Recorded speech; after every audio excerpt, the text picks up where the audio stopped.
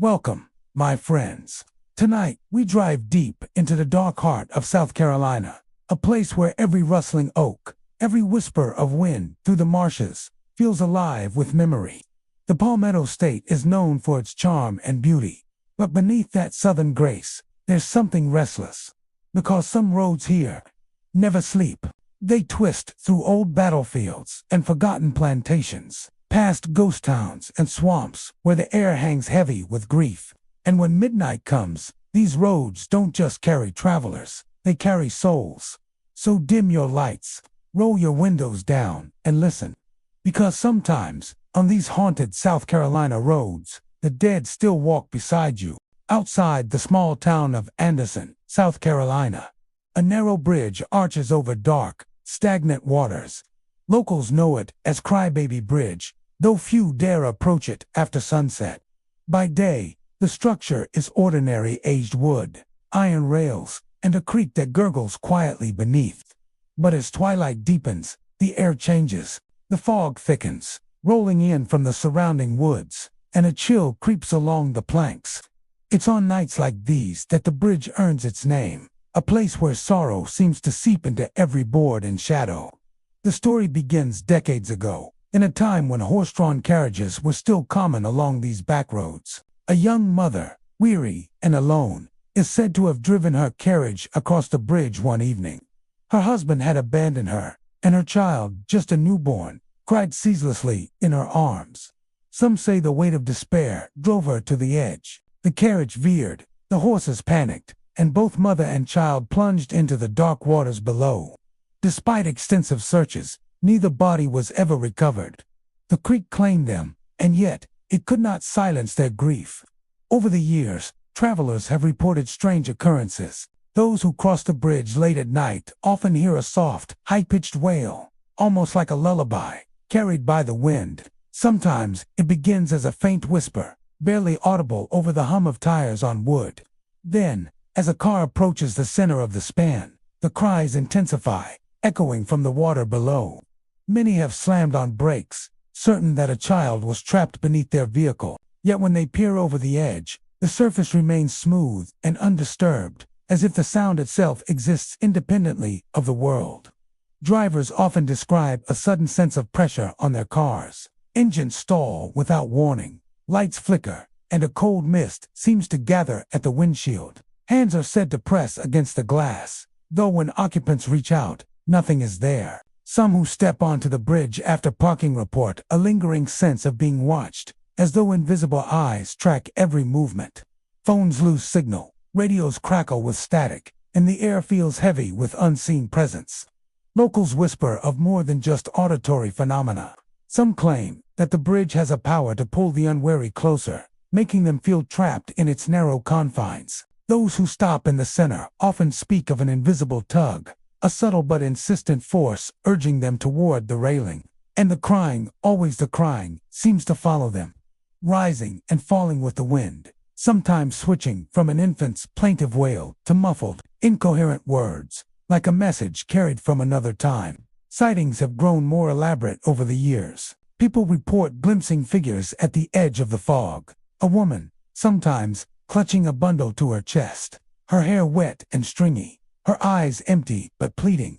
She moves silently, hovering just above the water, vanishing when approached. Others see a shadowy shape beneath the bridge, shifting like a human form, rocking back and forth as if cradling something unseen. Photographs taken at night occasionally show blurred faces in the mist, small shapes huddled against the railing, or the vague outline of a carriage just beyond the fog. Even the sounds themselves carry a strange logic. Some say that if you listen carefully, the cries respond to your movements. Step forward, and the pitch rises. Step back, and it softens. The wails seem to mourn the same tragedy repeatedly, over and over, never progressing, never concluding. Ghost hunters claim the bridge is a locus of intense residual energy, a place where grief left unfinished refuses to fade. AVP recordings capture faint, unintelligible phrases beneath the baby's sobs, as if the child is calling for help, while the mother whispers reassurance that never reaches anyone living. The legend has persisted through generations.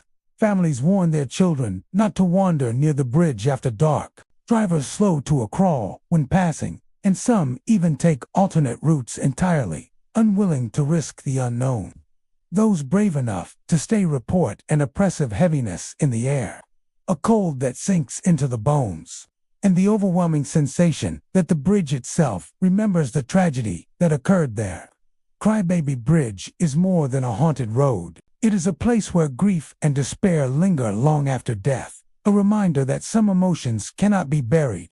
The air seems to thrum with memory, the fog hiding both water and shadow, and the sound of a child crying echoes like a heartbeat that refuses to stop. For those who drive here after nightfall, the experience is unsettling, inescapable, and strangely intimate, a brush with a sorrow that refuses to rest.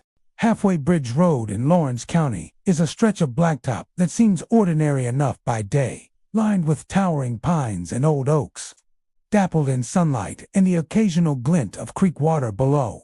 But when night falls, the road changes. The air grows heavy and still, carrying a chill that sinks into your bones. Locals know better than to drive it after dark. They speak in hushed tones of the road's dark history, a tale tied to a single soul whose death has never found rest. The legend begins during the Civil War, when young men were torn between duty, survival, and conscience.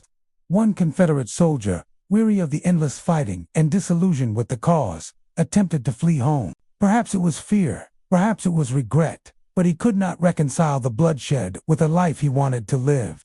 He made his escape under cover of darkness, carrying only the clothes on his back and the weight of impending consequences. He was caught. Some say a patrol of fellow soldiers discovered him miles from camp, dragging him back to the roadside, where Halfway Bridge now spans a narrow, murky creek. Justice, in those days, was swift and brutal. The deserter was hanged from an ancient oak, his body swinging gently in the wind as a warning to others. Witnesses, few as they were, later claimed that he had shouted not for mercy, but for understanding, his voice lost in the rustling leaves and the roar of the creek below. Since that night, strange phenomena have been reported along the road.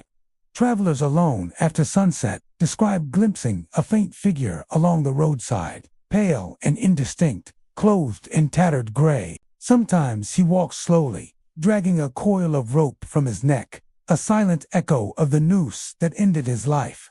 Others report seeing him suddenly appear directly in their path, only to vanish when the headlights hit him. The effect is always the same, a shiver down the spine, a feeling of dread that lingers long after the figure disappears. The air itself seems charged along Halfway Bridge Road. Even on the stillest nights, drivers hear the faint creak of wood or rope, the sound of boots pressing into soft earth, though no one is visible. Dogs howl, car radios crackle with static, and engines sputter, as if the vehicle itself senses the presence of something unnatural. Those who have stopped to investigate often report that the road stretches differently at night, distances seeming longer than they should, shadows appearing just beyond reach. Midnight is said to be the hour of greatest activity. Locals claim that, at exactly 12, a single gunshot splits the air. The gunshot is thought to be the echo of betrayal, a sound frozen in time that marks the soldier's final moments. Alongside it, some report whispers unintelligible murmurs that drift through the trees, as if voices from the past are replaying their warnings for anyone who will listen. Sightings vary in intensity. Some travelers merely see movement at the edges of the road, the hint of a figure standing beneath the branches, hooded and still. Others claim to encounter him directly, a man with hollow eyes, his face pale, lips sealed in a grim expression of suffering. The rope from his neck seems to drag along the asphalt, though no earthly logic can explain it. Some who have parked and watched report shadows moving in the trees, stretching unnaturally, the silhouette of a soldier forever bound to the place of his death. There are accounts of vehicles stalling, headlights flickering, and phones dying along this stretch of road. A few daring souls who have stopped to leave an offering, a coin, a folded letter, a small token of respect, claim the figure hesitates, sometimes appearing to nod in acknowledgement before vanishing into the fog. The road it seems, is not just haunted but alive with memory, a corridor where past and present intersect, and where the echoes of betrayal, fear, and injustice persist. Even locals who have never seen him speak of the road in terms of avoidance. Children are warned not to stray near it at night. Hunters and hikers plan trips to avoid the stretch after dusk. The stories are passed down in whispers. A Confederate deserter, caught and punished, who could not let go of life or death. A soul trapped between worlds. Some say the figure is doomed to walk forever, retracing the steps that led to his capture, replaying the terror of that final night endlessly. Halfway Bridge Road is more than a haunted location. It is a testament to grief and unfinished business. The trees seem to lean closer at night. The fog swirls as if carrying the weight of history, and the air is filled with a sense of sorrow that cannot be ignored. The deserter's presence is a reminder of choices made, lives lost, and the enduring resonance of injustice. For those brave or foolish enough to travel the road after dark, it is an experience both chilling and unforgettable. Oakwood Drive in Sumter, South Carolina, seems like any other quiet country road during the day. Tall oaks arch over the asphalt, their limbs twisting together to form a natural canopy, while the hum of insects and distant frogs fills the air. But as dusk falls and the town's lights fade behind you, the road begins to change. Locals call it the Whispering Road, a stretch of asphalt that carries more than just cars. It carries memories, echoes, and, some say, restless spirits. The road runs past a cemetery older than Sumter itself, a place where generations of settlers, soldiers, and townsfolk have been laid to rest. Some of the gravestones are cracked or sunken, their inscriptions barely legible. Others lean at odd angles, as though leaning away from some unseen weight. On foggy nights, the cemetery seems to bleed into the road. Mist rises thick and low, curling along the asphalt, turning the world silver and ghostly. Shadows stretch unnaturally, and shapes appear where none should exist. Many drivers who traverse Oakwood Drive after midnight report unsettling encounters. Most describe seeing children standing in the middle of the road, pale, motionless, and impossibly still. Their eyes catch the headlights, glinting like shards of glass, and they make no move to step aside. The first time this happens, panic grips the driver. Some slam on their brakes. Others swerve, heart racing. But when the vehicle comes to a halt and the driver leans out to look, the children are gone. No footprints mar the asphalt. No cries break the silence. Only a faint laughter that seems to bounce between the oaks. It is a high, hollow sound, echoing like wind through hollow pipes, playful yet chilling. Eyewitnesses speak of the children as if they were frozen in time, dressed in antiquated clothing that suggests decades, perhaps over a century, separate them from the present. Some recall seeing little dresses frayed at the hem, small boots covered in mud, and ribbons in hair that flutter even without a breeze. Others describe boys in suspenders and caps, holding invisible toys, standing with their backs perfectly straight, staring into the approaching headlights without blinking. The children never move to attack or speak. They are merely there, waiting for what? No one knows. The phenomena do not stop at visual sightings. Drivers often describe a tangible shift in the air. A cold mist seems to seep through the car's windows, carrying with it a smell of damp earth and something faintly metallic, the scent of decay. Radios crackle with static. Cell phones die inexplicably. And even the most modern vehicles hesitate, as if the road itself resists passage. Some have reported that their mirrors fog from within, and for a brief moment, the reflection behind them shows figures that were never there when they turn around. Locals claim the history of the cemetery holds the key to the haunting. During the 1800s, a smallpox outbreak devastated Sumter, leaving many children orphaned or dead. Families, grief-stricken and desperate, buried their loved ones in unmarked plots along the edges of the old cemetery. Some of these children were said to wander the marshes at night, seeking the comfort of a world they no longer belonged to. Others tell of tragedies at the hands of wandering river floods and accidents along the road in its early days, adding more sorrowful spirits to the mix. Each story paints a picture of innocent lives interrupted, lingering long after death. Even seasoned ghost hunters and paranormal investigators have struggled to explain. Oakwood Drive. Cameras sometimes capture fleeting glimpses of movement, shadowy figures darting between trees, and orbs of light hovering just above the asphalt. Recorders pick up whispers that dissolve into laughter, indistinct but unmistakably human. Those who linger too long often speak of a feeling of being watched, the weight of unseen eyes following every movement, footsteps crunching in the mist though no one walks behind them. One recurring tale involves a lone motorist driving down the road around midnight. They see a group of children ahead, stop, and wait, unsure whether to move. As the fog thickens, the laughter grows louder, surrounding the vehicle, bouncing from the trees.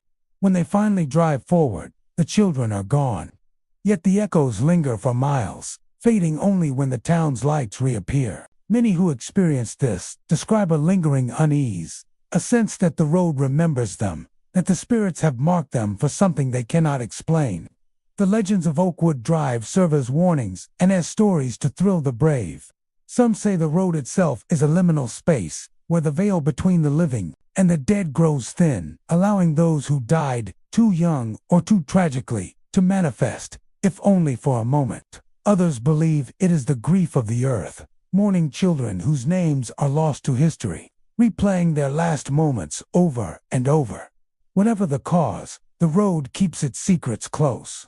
By day, it is a serene stretch of asphalt, framed by oaks and marshes. By night, it becomes a corridor between worlds, haunted by children who vanish when approached, their laughter echoing through fog and moonlight. Travelers are left with one truth that no history book can capture. Oakwood Drive is not a road you simply drive. It is a road that watches, that waits, and that whispers to those who dare to pass beneath its shadowed canopy.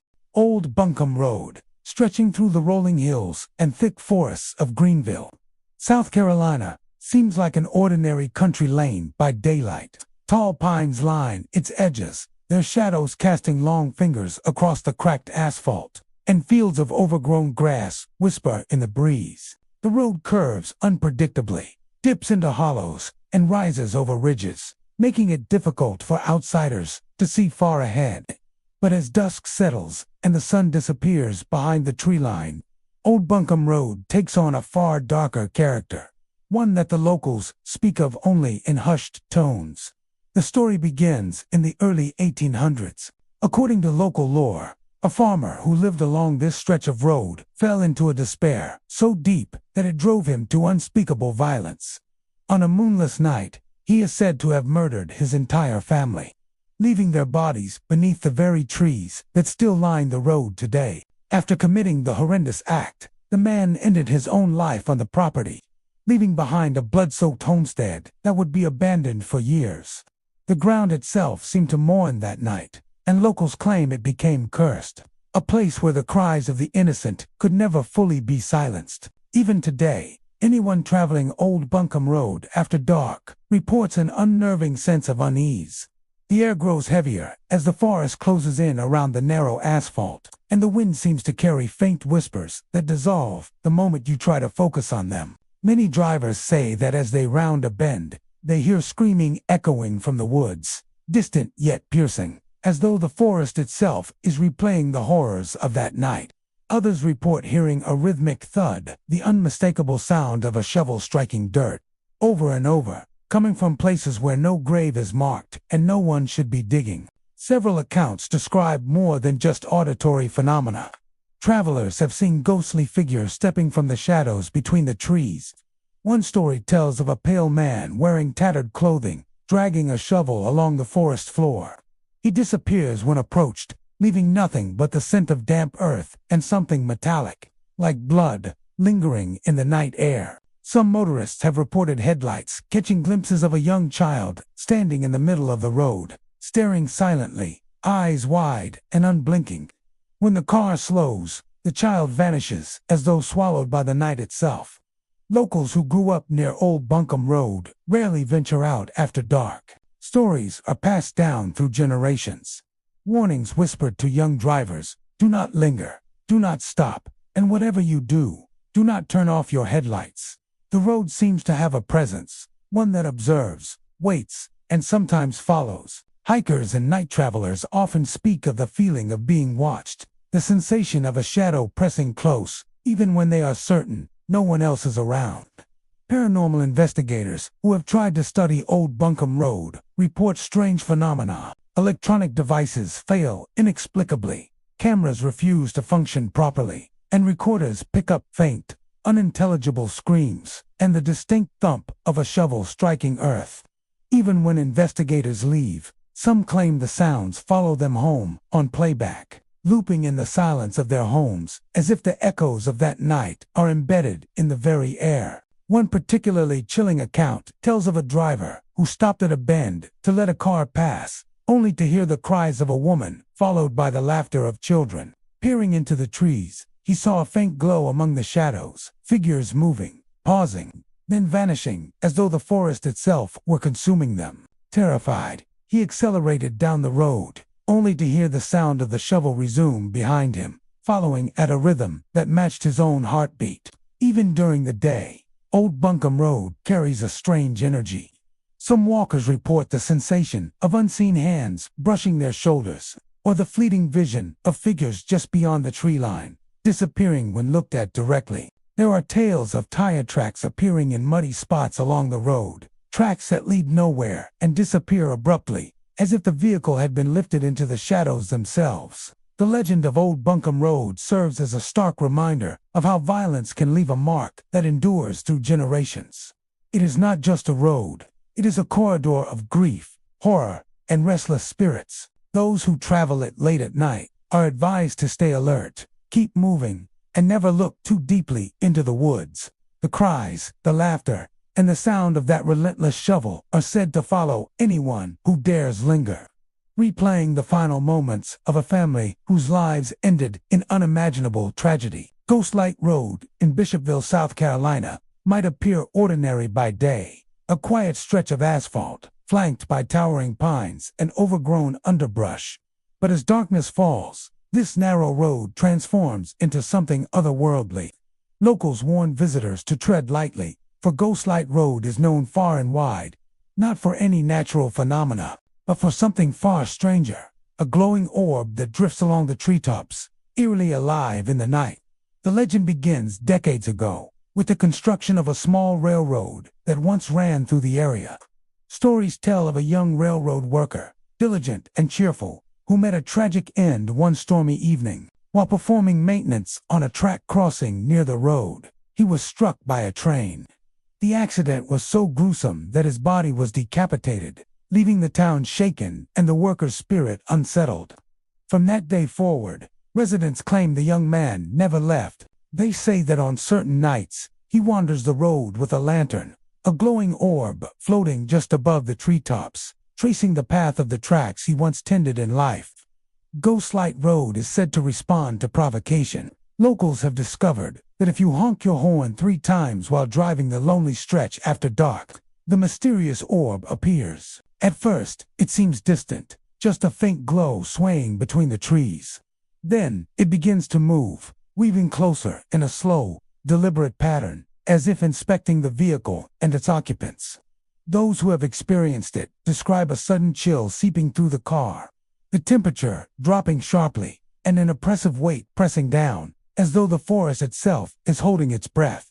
Some witnesses say the light behaves almost intentionally. It hovers over the roof of the car, illuminating the interior in an ethereal glow, casting strange shadows on the dashboard and reflecting off the eyes of the terrified driver. A few brave souls have rolled down their windows, expecting to see a lantern or a figure in the branches, only to find nothing. The orb vanishes suddenly, dissolving into the darkness as if it were never there, leaving only a lingering sense of dread and the rustle of leaves in its wake. Locals caution that the orb is not merely a trick of the mind or a piece of roadside folklore. Some claim that it moves in response to curiosity or fear, appearing more aggressively when passengers try to take photographs or approach on foot. Cameras malfunction, flashlights dim unexpectedly, and cell phones lose signal when the light draws near. One man who tried to follow it on foot reported hearing the faint echo of a whistle, a sound that grew louder with each step he took until he stumbled and found himself back at the beginning of the road, disoriented and shaken. Paranormal enthusiasts and ghost hunters have attempted to capture evidence of Ghostlight Road for years. Electronic voice phenomenon recorders have picked up faint murmurs, sometimes resembling a call for help, while infrared cameras detect a vague, flickering shape above the tree line. Some interpret the light as the spirit of the decapitated railroad worker, doomed to patrol the road eternally, seeking attention, acknowledgement, or perhaps a way to finally rest. Others believe it is something older, a manifestation of the land itself, a sentinel born from tragedy, appearing only when provoked or witnessed.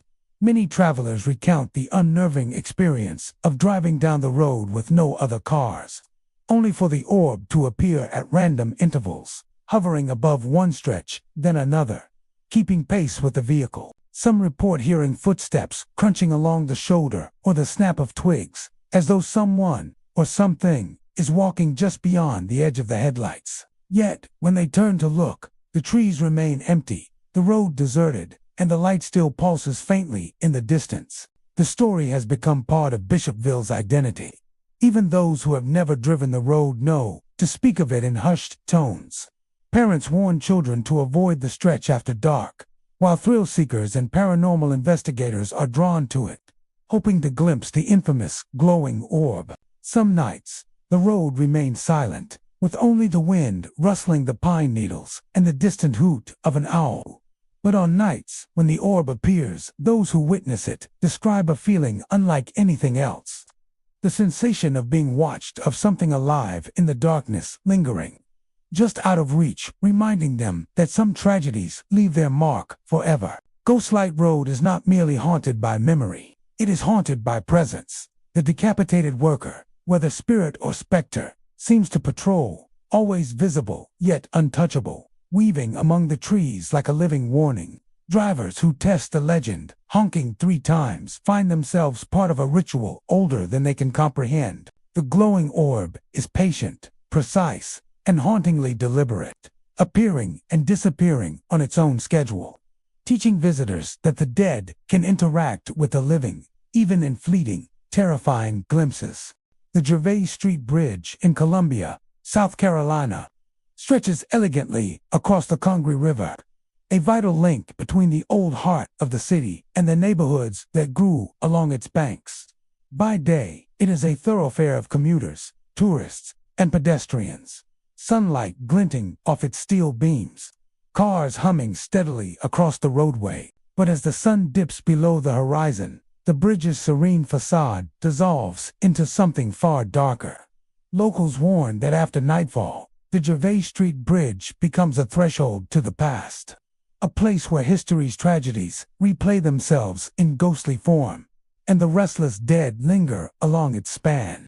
The story begins in 1865, during the final months of the Civil War. Union troops had entered Columbia, and the city burned in the chaos that followed. Smoke darkened the skies, fires devoured wooden buildings, and terrified civilians fled across the Gervais Street Bridge, seeking safety on the other side of the Congaree River. Panic gripped the streets, and the bridge, narrow and crowded, became a scene of unimaginable horror. Reports from the time tell of dozens of people falling into the churning river below, swept away by the current or trampled in the confusion. Others were caught in the fire that had reached the riverbanks, leaving families torn apart and countless lives lost in a matter of hours. Today, the bridge is far from abandoned, but the echoes of that fateful night remain. Drivers and pedestrians report strange occurrences that cannot be explained by modern life. Some see figures dressed in the fashions of the 1860s, men in tattered Union or Confederate uniforms, women in long skirts clutching shawls, children holding hands with parents who are no longer visible. These figures often appear along the bridges, railings, or the pedestrian walkway, motionless at first, then drifting silently as if retracing the desperate steps of those fleeing the fires. It is not just the sight of these phantoms that unnerves visitors. The soundscape of the Gervais Street Bridge has a life of its own after dark. Drivers describe hearing footsteps echoing alongside their vehicles. Distinct and rhythmic, yet belonging to no living person. On particularly still nights, some say they hear the murmur of terrified voices, women crying, children calling for parents, men shouting commands that vanish into the wind.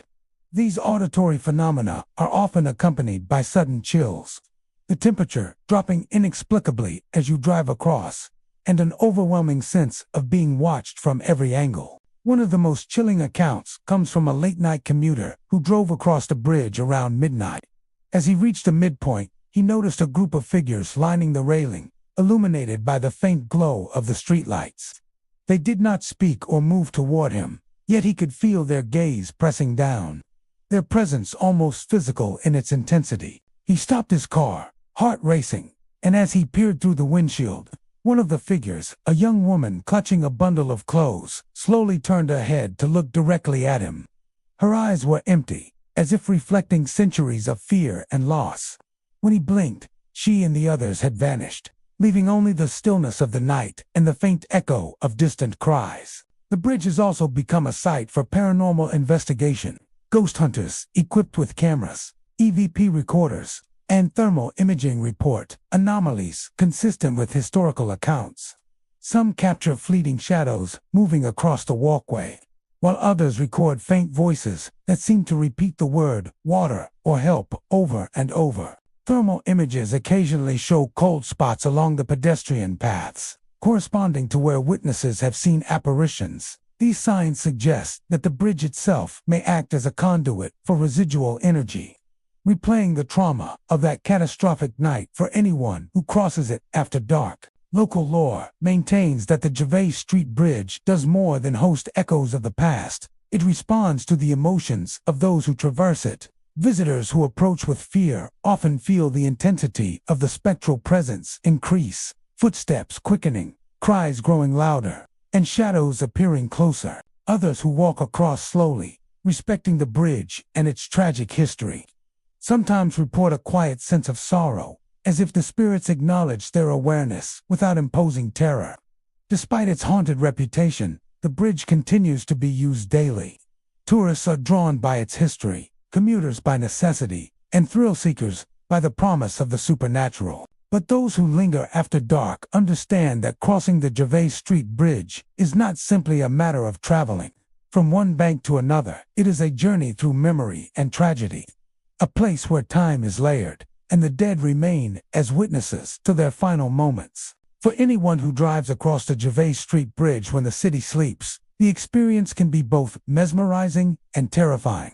The Congaree River flows silently beneath, reflecting the pale glow of the lights above, while unseen footsteps and ghostly figures remind travelers that some tragedies are too powerful to be buried in history. The bridge, elegant and steadfast by day, becomes a portal at night, a reminder that even in a modern city, the past can reach out, demanding recognition, demanding remembrance, and sometimes demanding fear.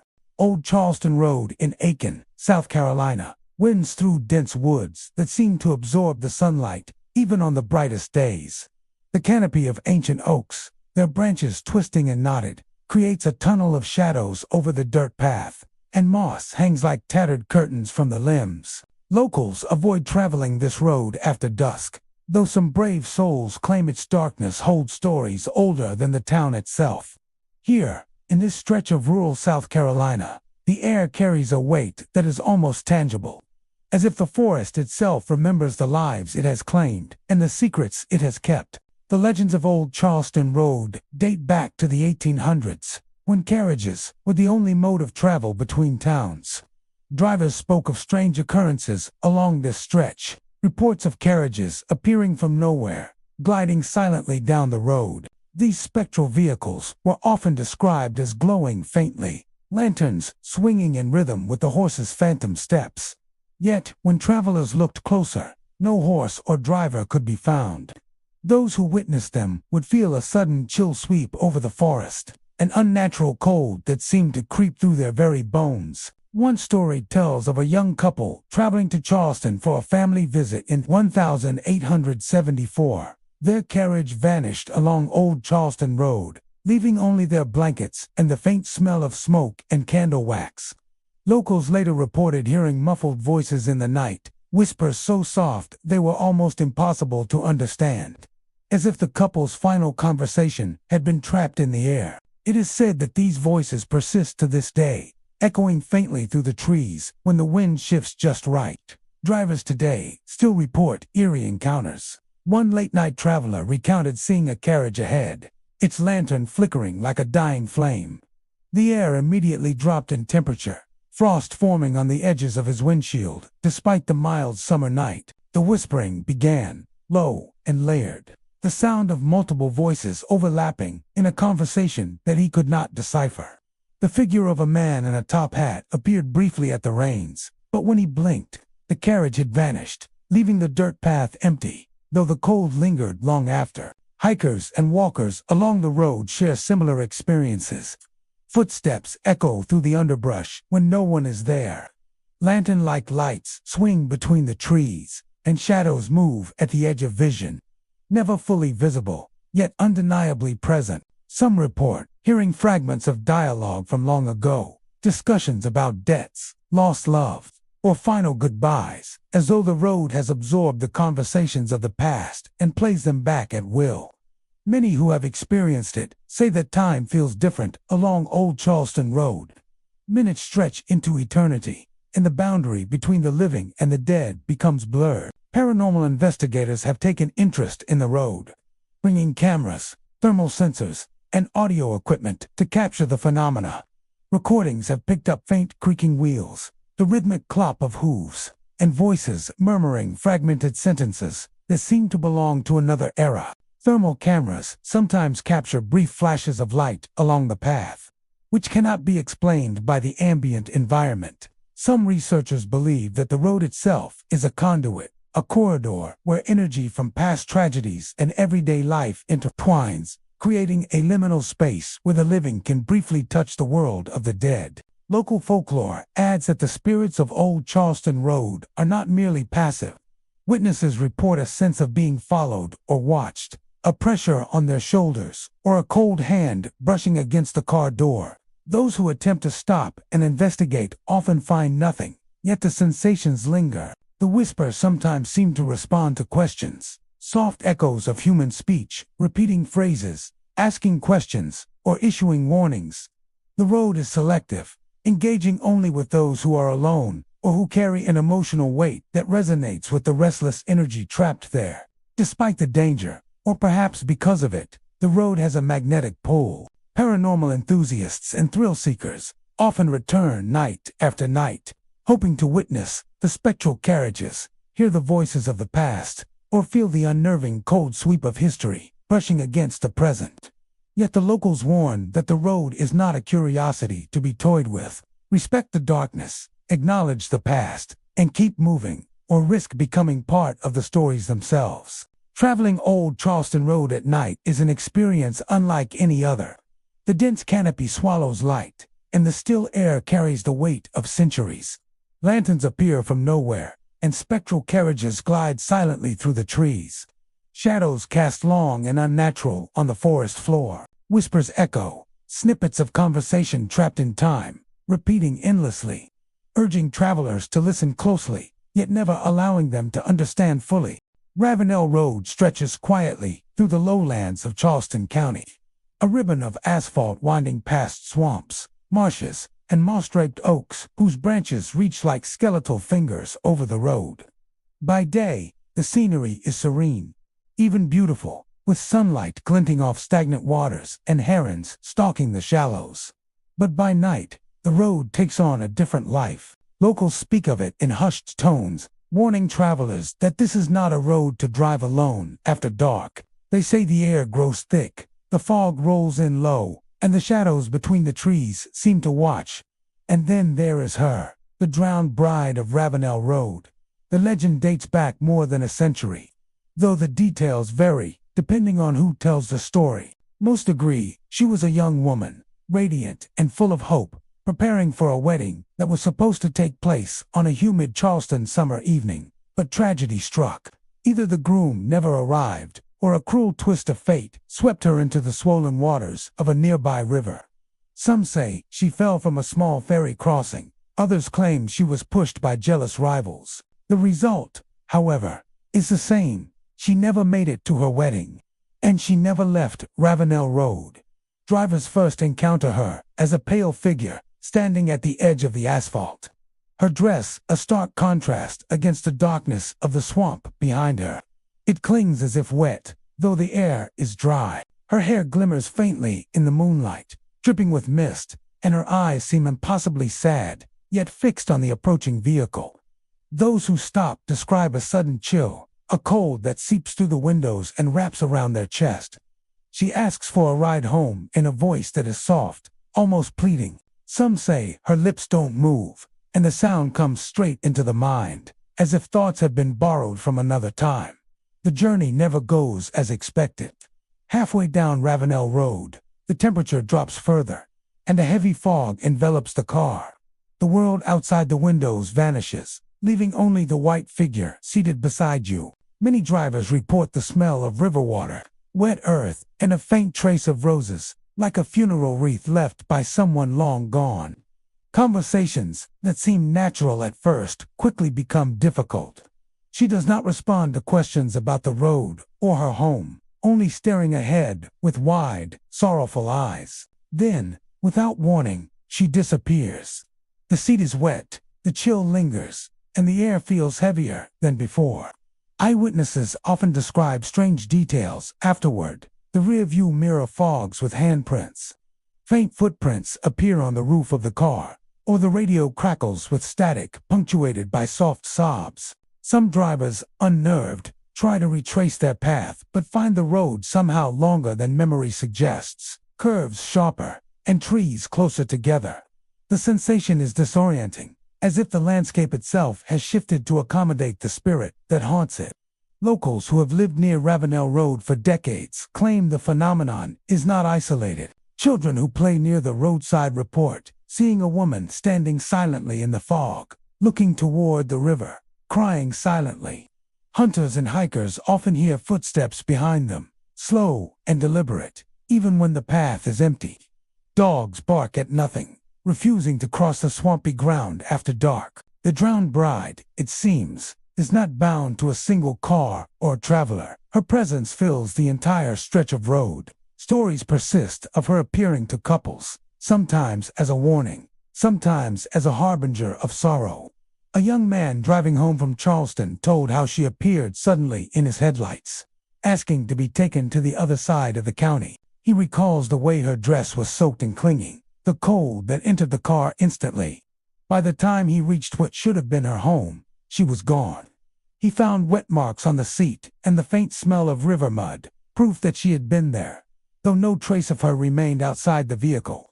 Some say she is bound to Ravenel Road, not merely by death, but by unfulfilled desire. The wedding she never attended, the life she never lived, the love she was promised but never received, all of it anchors her spirit to the swampy trees and winding asphalt. Unlike other ghosts, she is not violent or vengeful. Her presence is mournful, mournfully insistent, reminding the living of loss, grief, and the fragile nature of hope. Her appearance is a warning and a lament, a sorrowful reminder that some stories never truly end. Paranormal investigators and thrill seekers occasionally make the drive, hoping to see her appear in the headlights, to capture proof of the supernatural. Cameras record sudden blurs of white. Thermographic images show cold patches inside warm vehicles, and EVP devices sometimes pick up a faint, mournful plea, "Take me home."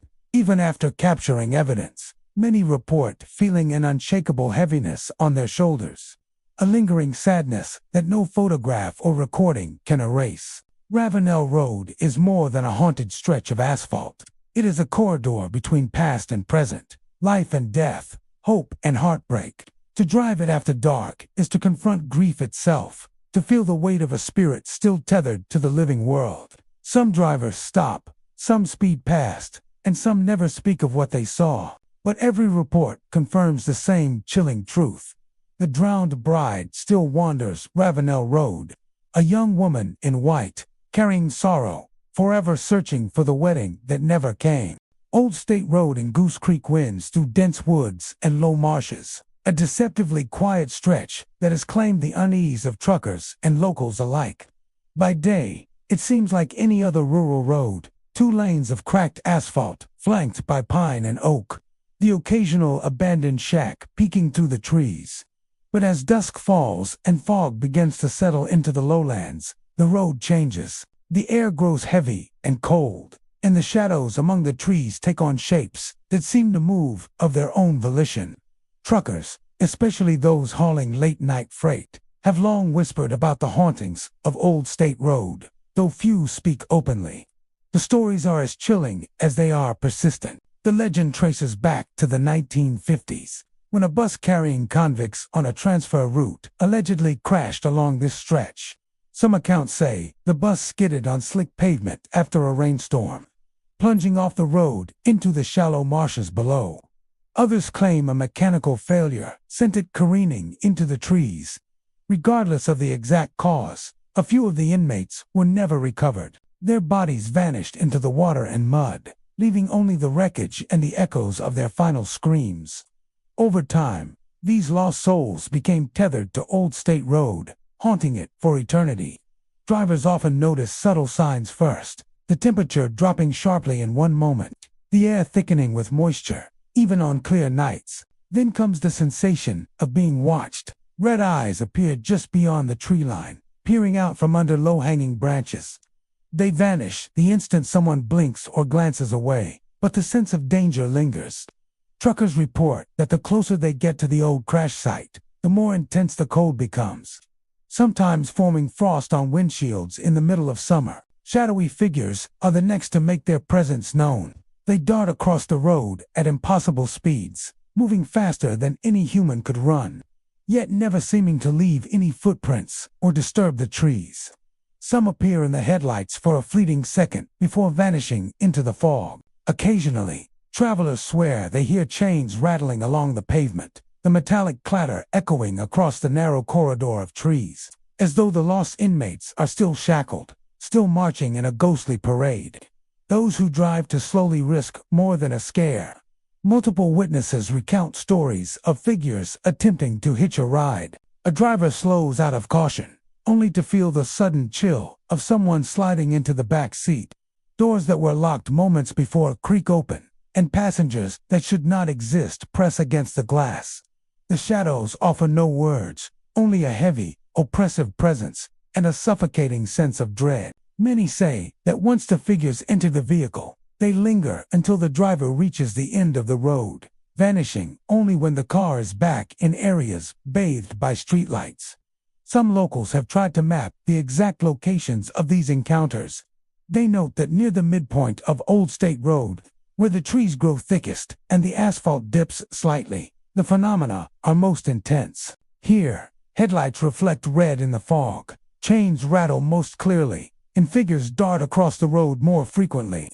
Paranormal enthusiasts have attempted to capture evidence using cameras, thermometers, and audio recorders.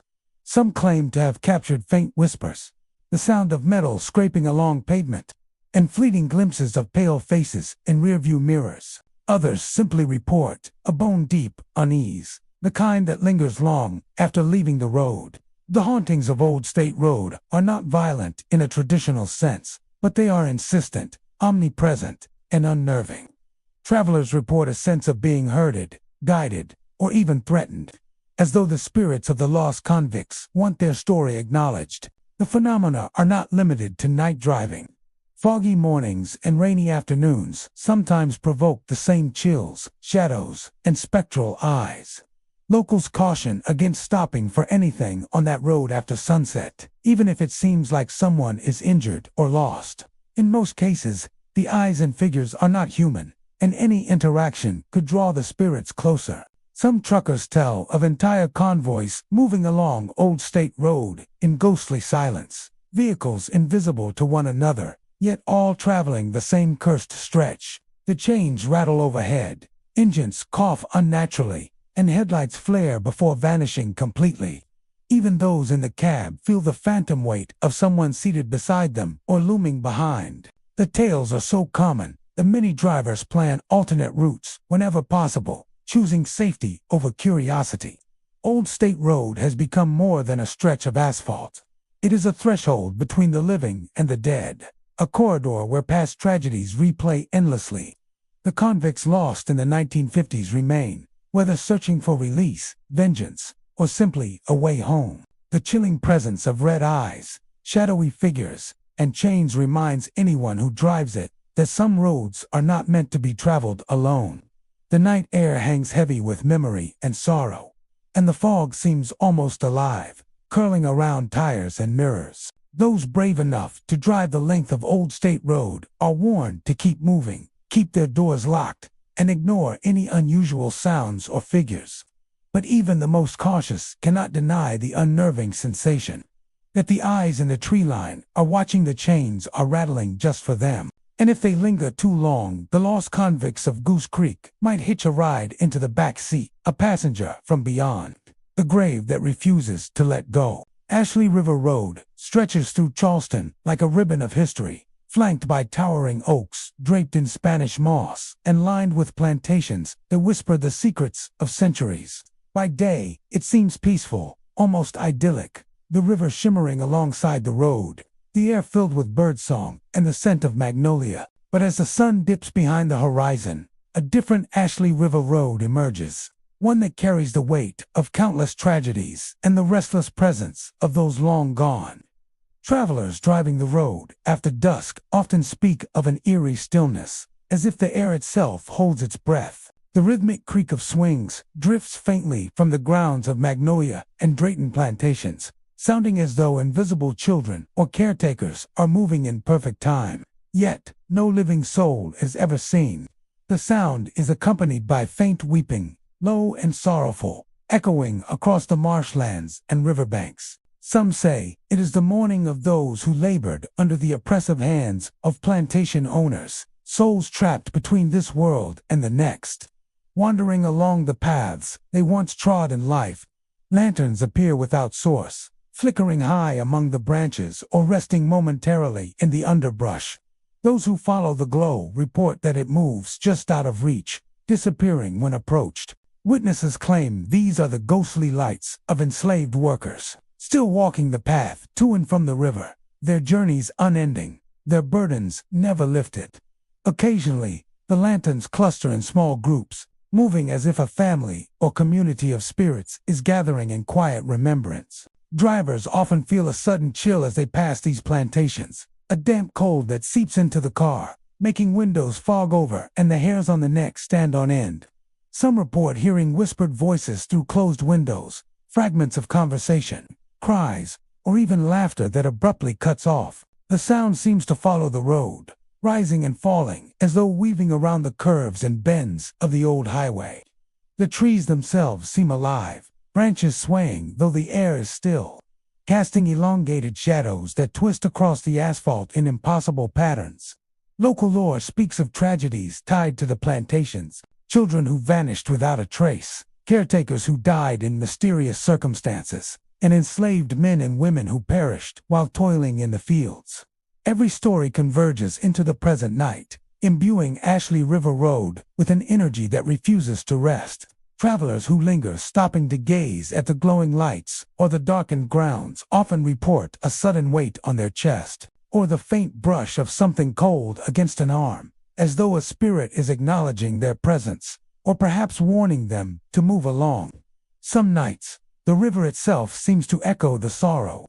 A low, moaning sound drifts over the water, blending with the cries of the unseen. Fog rolls in from the marshes, clinging to the road and obscuring familiar landmarks, turning every curve into a shadowed mystery.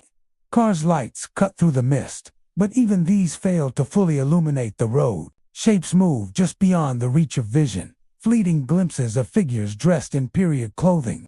Women in long skirts, men with suspenders, children running barefoot along the banks. They vanish if observed too closely, leaving behind only the sense that something unseen has passed mere feet away. Truckers and night commuters alike have their own tales. One driver claimed that, as he passed a Drayton plantation, He saw a procession of lanterns marching along the tree line, figures linked hand in hand.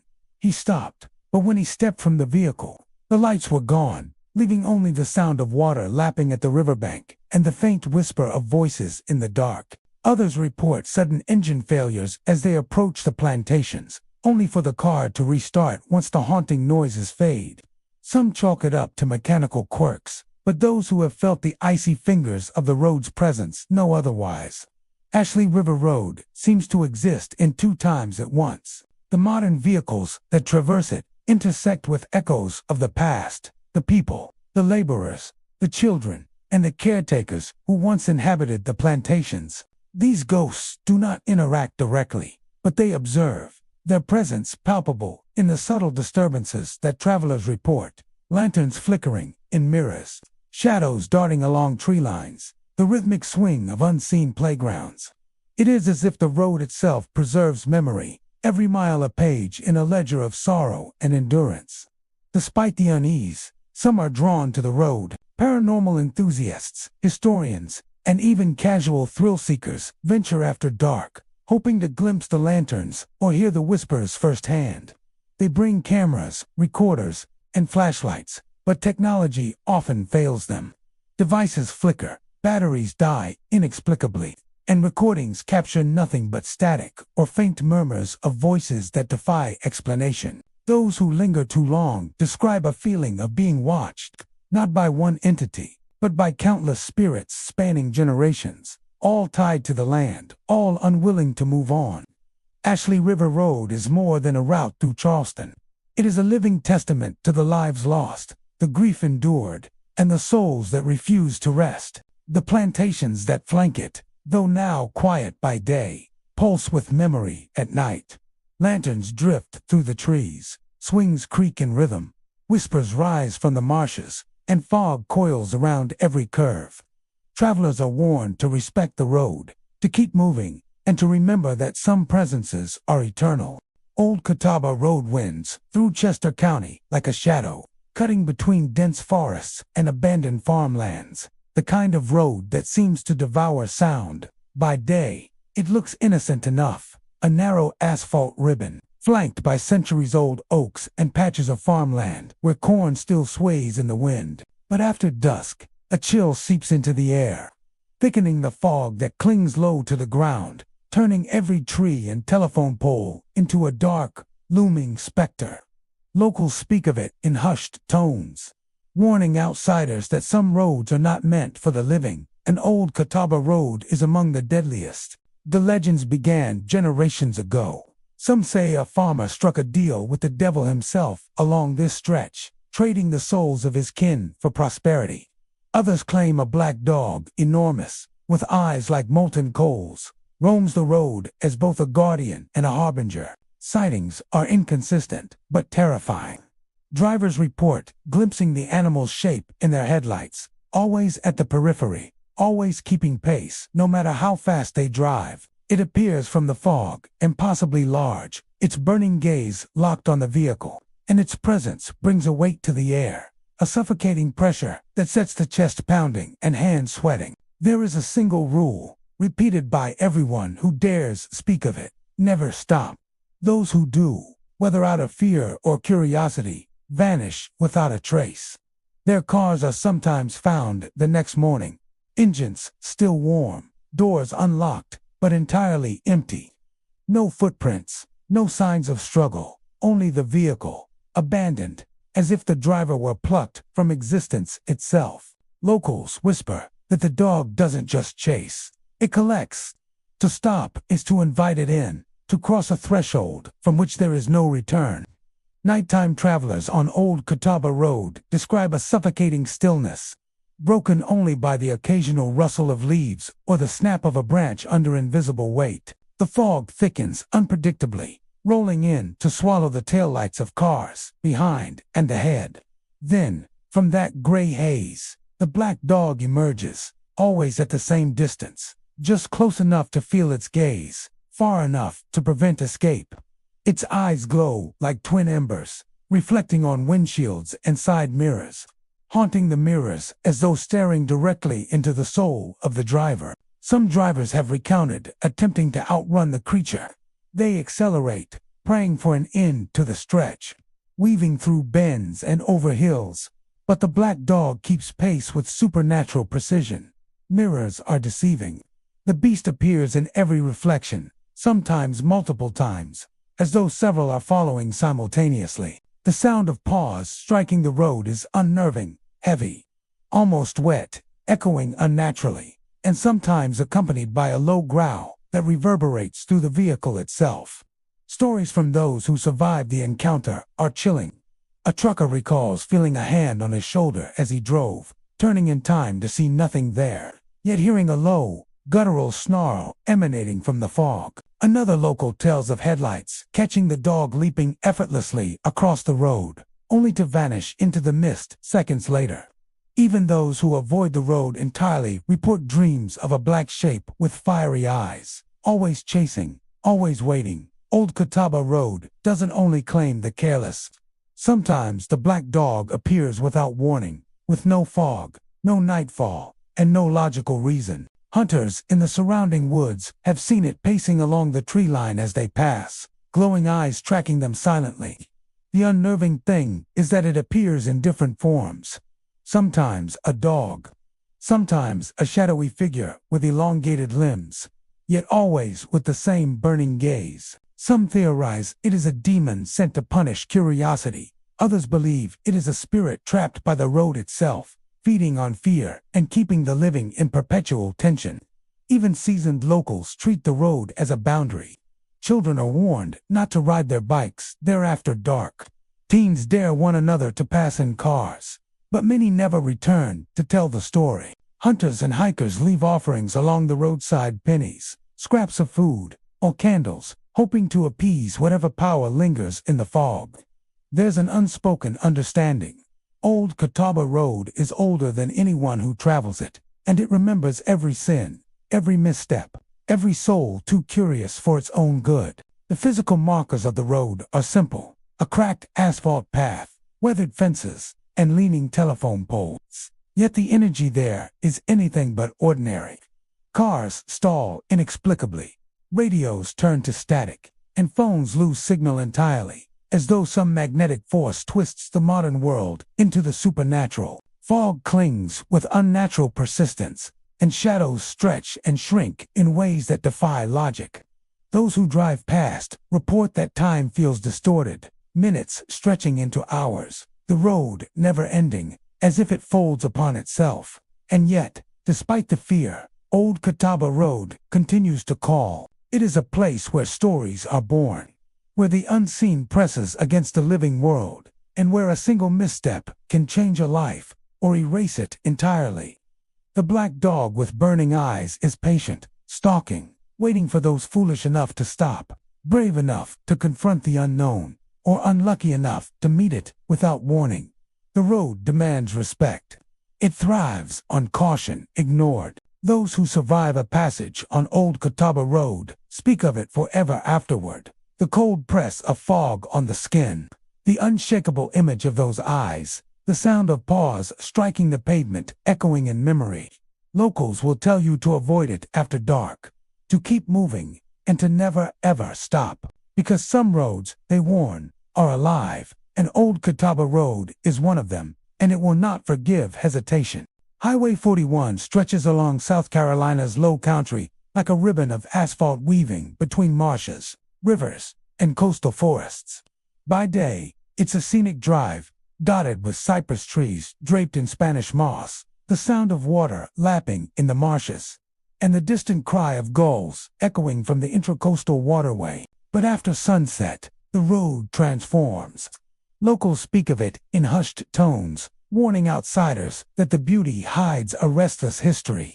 At night, Highway 41 becomes a place where the past refuses to stay buried and the living are forced to share the road with the dead. The legend begins with Hurricane Hugo, which slammed into the coast in 1989.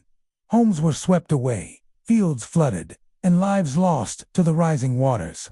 At first, witnesses thought they were survivors of the storm, lost and frightened. But as they approached, the children would vanish, leaving only the lingering scent of wet earth and salt water. Their sudden disappearance seemed impossible, and the reports became more frequent, growing in both number and eeriness. Some claimed that these children were never victims of Hugo at all. Stories trace back to floods decades before, when the coastal rivers swelled and swept entire communities into the marshes. Families vanished overnight, their homes swallowed by water, and the children left behind never found.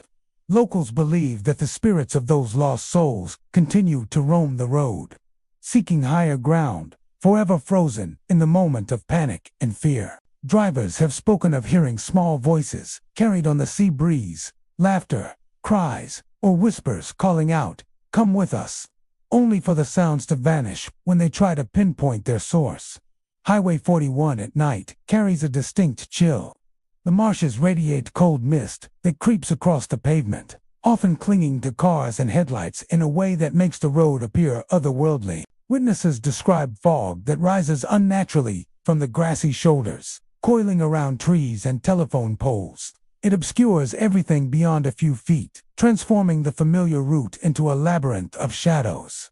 The children, when they appear, often seem to float rather than walk, their bare feet never touching the asphalt. Their clothing is tattered, worn by years of water and wind, yet their faces are vivid in the moonlight, eyes wide with the fear and confusion of the moments that stole their lives.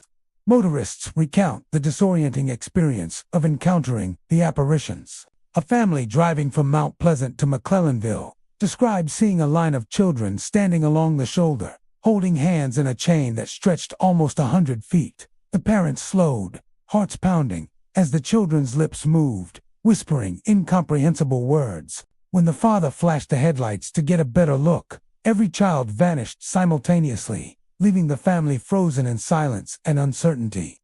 In other reports, drivers have seen children step into the road only to dissolve into mist when headlights approach their outlines, lingering for a second longer, as if the spirits are tethered to the earth by fear or unfinished business. The coastal setting adds another layer to the haunting. Highway 41 runs parallel to tidal rivers and marshes that swell with each high tide, as if the water itself remembers the tragedies of years past. On nights of heavy rain or strong winds, the apparitions appear more frequently, some say drawn by the sound of water in motion. The children are often accompanied by strange reflections in puddles or pools of standing water along the roadside, shapes that do not belong to any living creature. Some travelers report that these reflections do not mirror the car or passengers, instead showing faint, ghostly figures reaching out from the water, their forms blurred and wavy, like they are struggling against some unseen current. Locals who have lived along Highway 41 for decades have developed ways to avoid the encounters, or at least to minimize them. Many never drive after dark, especially near the stretches closest to the marshes. Those who must travel at night keep their speed steady, avoid looking too long at the shoulders, and resist the urge to stop. Stopping, they believe, invites the children to approach, and in some tales, drivers who pulled over reported being startled by cold, wet hands touching their car doors or windows. Some even claimed that the children's faces pressed against the glass for a heartbeat before vanishing. The ghostly children of Highway 41 are not always threatening, but they are endlessly sad. Witnesses describe a deep sense of sorrow when the apparitions appear, a tangible weight that presses on the chest and fills the car with an unshakable melancholy. The experience is enough to make even the most skeptical driver slow down, glance nervously at the trees, and keep one hand on the wheel, as if to anchor themselves in reality. Even with the stories, Highway 41 continues to be used, the daily rhythm of life insisting on movement through this haunted corridor. Truckers, commuters, and tourists drive its curves without incident during the day. But as the sun sets and the marshes darken, the legends come alive. Each foggy night, each low tide, carries the whispers of the children, their figures flickering at the edge of vision, always reminding travelers that some tragedies never fade, and some roads never forget. Highway 41 is a testament to the Low Country's history, a place where beauty and sorrow intertwine. The barefoot children are a warning, a reminder of past floods, lost lives, and the restless dead. Travelers who pass this stretch after dark know instinctively to keep moving, to respect the invisible line between the living and the dead. To stop, even for a moment, is to risk joining the endless procession of ghosts, walking hand in hand along the shoulder, seeking the safety they never found in life. Screaming Bridge in Chesterfield County is a place locals avoid after sunset. By day, it's a simple wooden span over a slow, muddy creek nestled between dense trees and overgrown fields. Birds sing, the water glints in the sunlight, and travelers barely notice it as they pass. But at night, the bridge transforms into something else entirely, a place where the past refuses to stay buried, and the screams of tragedy echo endlessly. The legend of Screaming Bridge begins in the 1940s, according to local accounts. A school bus carrying dozens of children was crossing the bridge on a rainy evening when the wood gave way. The bus plunged into the creek below, overturning and trapping its young passengers. Rescue efforts were hampered by the storm, and many of the children drowned before help could arrive. The creek ran red that night, and the bridge, once a simple route through the county, became a symbol of loss and horror. Families were left shattered, and whispers of the tragedy spread through the small towns, carried along country roads and around kitchen tables. Since that night, travelers report strange and unsettling experiences near the bridge, especially after dark. Drivers who stop on the wooden planks at midnight often hear the sounds that gave the bridge its name. High-pitched screams pierce the silence, echoing from beneath the structure. The cries are sharp and urgent, impossible to ignore, yet they vanish if you try to locate the source. It's not just the screaming witnesses describe faint pounding on the railings, as though tiny fists are striking the metal, demanding attention. Some drivers claim to see small shapes moving in the shadows beneath the bridge, fleeting glimpses of children drenched in the darkness, their eyes reflecting headlights like distant lanterns. The sounds and sights are not constant, but they appear with alarming consistency. On nights of heavy rain, or when the wind moves through the trees in just the right way, the screams are louder, the pounding sharper. Some locals believe the stormy conditions awaken the spirits, forcing them to relive the crash over and over. Others think the children are trapped between worlds, unable to move on, replaying their final moments in an endless loop of terror. Those who have stopped and stepped onto the bridge describe an oppressive weight in the air, a chill that sinks into the bones, as if unseen hands are pushing at them from the shadows below. Stories from those who dared linger are chilling. One man recounted that, as he peered over the railing, the water below seemed to churn unnaturally. Faces appeared just beneath the surface, small mouths open in silent screams, reaching upward as if pleading for rescue. He claimed he felt something brush past his arm, though the night was empty, and when he turned, no one was there. Another witness, a woman driving home after a late shift, said she stopped on the bridge to call for help after hearing cries, but her car radio sputtered and died, leaving only the pounding of fists and the echoing screams in her ears. When she restarted the engine and drove away, the sounds faded, leaving her shaken and silent for miles. The bridge itself seems to react to visitors. Those who park or walk slowly across it at midnight report planks that groan more than usual, as though bearing the weight of invisible passengers. Some have described scratches and dents in the wood that appear suddenly, fresh and unexplained, as if the spirits are leaving their mark. The handrails, long rusted and worn, sometimes feel icy to the touch even on warm nights.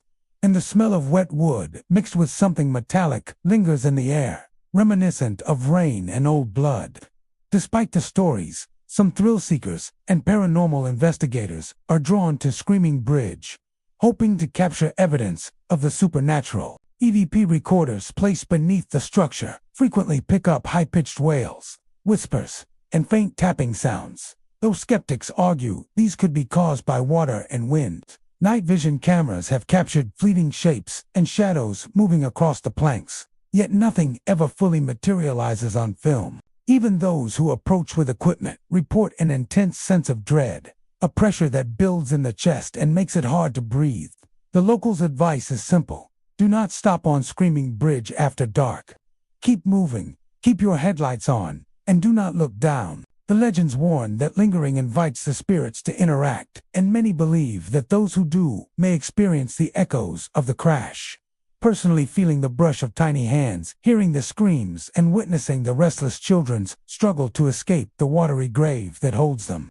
Even decades later, the tragedy has left an indelible mark on the county. The bridge, once a simple crossing, has become a symbol of grief, a portal where sorrow and memory converge. On quiet nights, when the wind rustles the trees and the water reflects the moonlight, it's as possible to hear the faintest echo of children's laughter turning into screams, a chilling reminder that some accidents leave more than scars on the earth.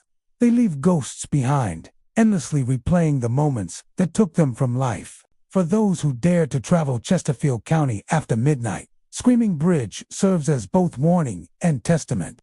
Its wooden planks are more than boards and nails. They are a threshold between the living and the dead, a place where time pauses and tragedy repeats. Anyone who crosses it after dark must tread carefully, for the screams are real, the pounding is real, and the restless spirits of the children who died there are always listening. Round O Road in Colleton County is the kind of place you pass by during the day without a second thought. Stretching through thick pine forests and low, marshy fields, the road curves and bends as if avoiding something unseen. By daylight, it's quiet and unremarkable, the trees casting long shadows over the worn asphalt. But when night falls, locals warn that Round O transforms a stretch of land where history and horror have fused into a restless presence that haunts anyone who dares travel it. The origin of its darkness dates back over a century. In the early 1900s, a preacher arrived in the county, charismatic and pious in the eyes of the faithful. He preached fire and brimstone from a small wooden pulpit, drawing crowds from nearby towns and farms. But behind his sermons lay a mind twisted by delusion and rage. One fateful night, according to local lore, the preacher turned on his congregation. In an unthinkable act, he murdered them all and buried their bodies along the roadside, right where the road bends sharply near a stand of cypress trees. Afterward, he vanished into the night, leaving only whispers of what had occurred. The church itself fell into ruin, overgrown by moss and vines. A skeletal reminder of the tragedy. Over the decades, those who have driven Round O after dark report a palpable shift in the air as they approach the old church site. The atmosphere becomes heavy, as though the trees themselves lean in to watch. Some describe a chill that creeps up from the asphalt, freezing their hands on the wheel and leaving their breath visible in the summer air. And then, just when the road bends near the ruins, the first sounds begin, faint humming, soft but unmistakable. It starts as a single note, a low, almost mournful melody. The hum grows louder as the car inches forward, revealing the unmistakable cadence of hymns, sung in unison, yet without visible singers. Witnesses often report seeing figures along the roadside, just beyond the glare of headlights. Ghostly men and women, holding tattered Bibles, stand in rigid formation in the ditches and along the overgrown shoulders. Their faces are pale, etched with fear and sorrow, their eyes hollow and fixed. Some drivers swear that the figures move closer as the vehicle slows, their lips opening in silent song, mouths forming words that never quite reach the ears. Others describe glimpses of children among the congregation, their small hands clutching miniature hymnals, faces solemn yet frozen in terror. The further you drive, the more insistent the experience becomes. The humming sometimes crescendos into a low chant, the sound vibrating through the car itself, rattling the windows and making the air feel dense. Radios crackle and die without warning, leaving only the echo of ghostly voices. Some claim to have smelled incense or burning wood even though no fires are present, the scent mingling with the earthy dampness of the surrounding marsh. Many who have passed this way alone report a sense of being followed, eyes pricking at the back of their necks, as though dozens of unseen gazes are fixed upon them. The church ruins themselves hold the strongest pull. Approaching the crumbling foundation, some visitors have claimed to see the preacher himself, a spectral figure in black robes, standing at the remnants of the altar. His face is gaunt, eyes burning with a strange, unnatural light, and he seems to direct the congregation with silent gestures.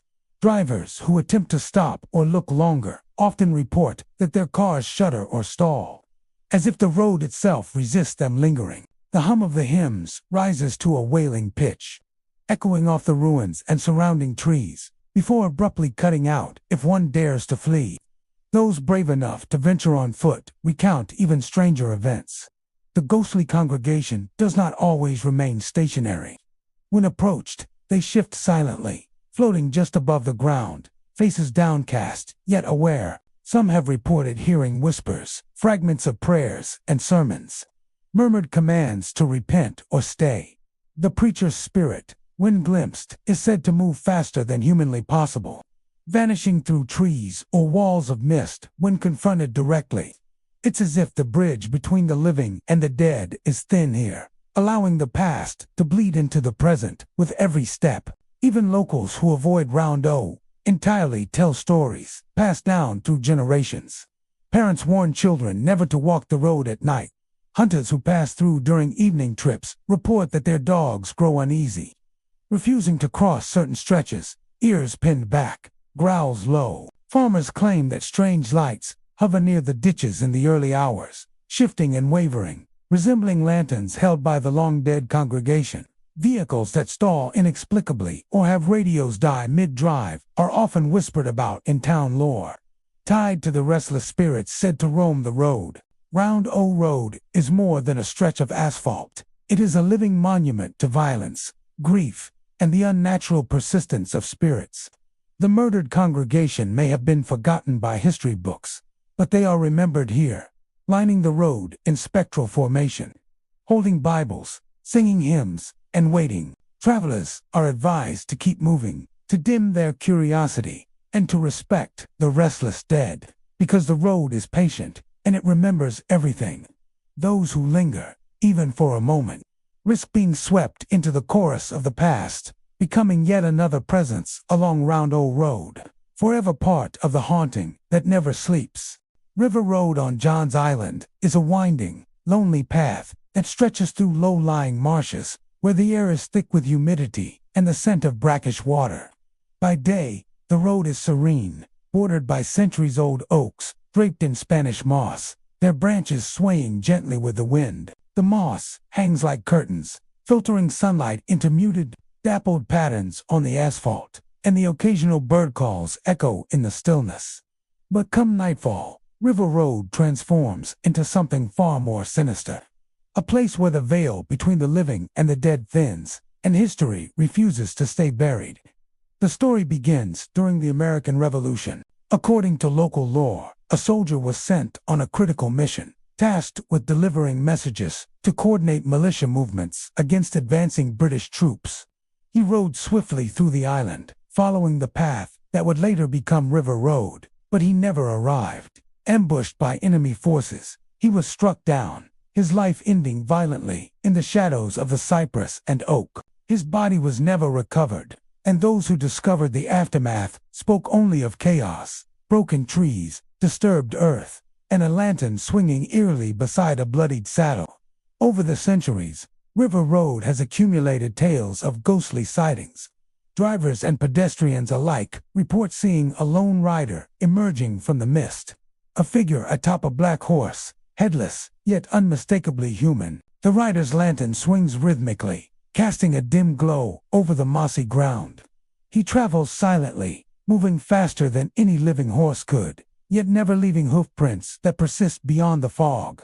Those who encounter him feel a sudden chill, the air growing cold and damp, and hear the faint metallic clink of the rider's spurs and the whisper of wind through the horse's mane. Locals warn that the headless horseman is not merely a specter of the past, he is searching.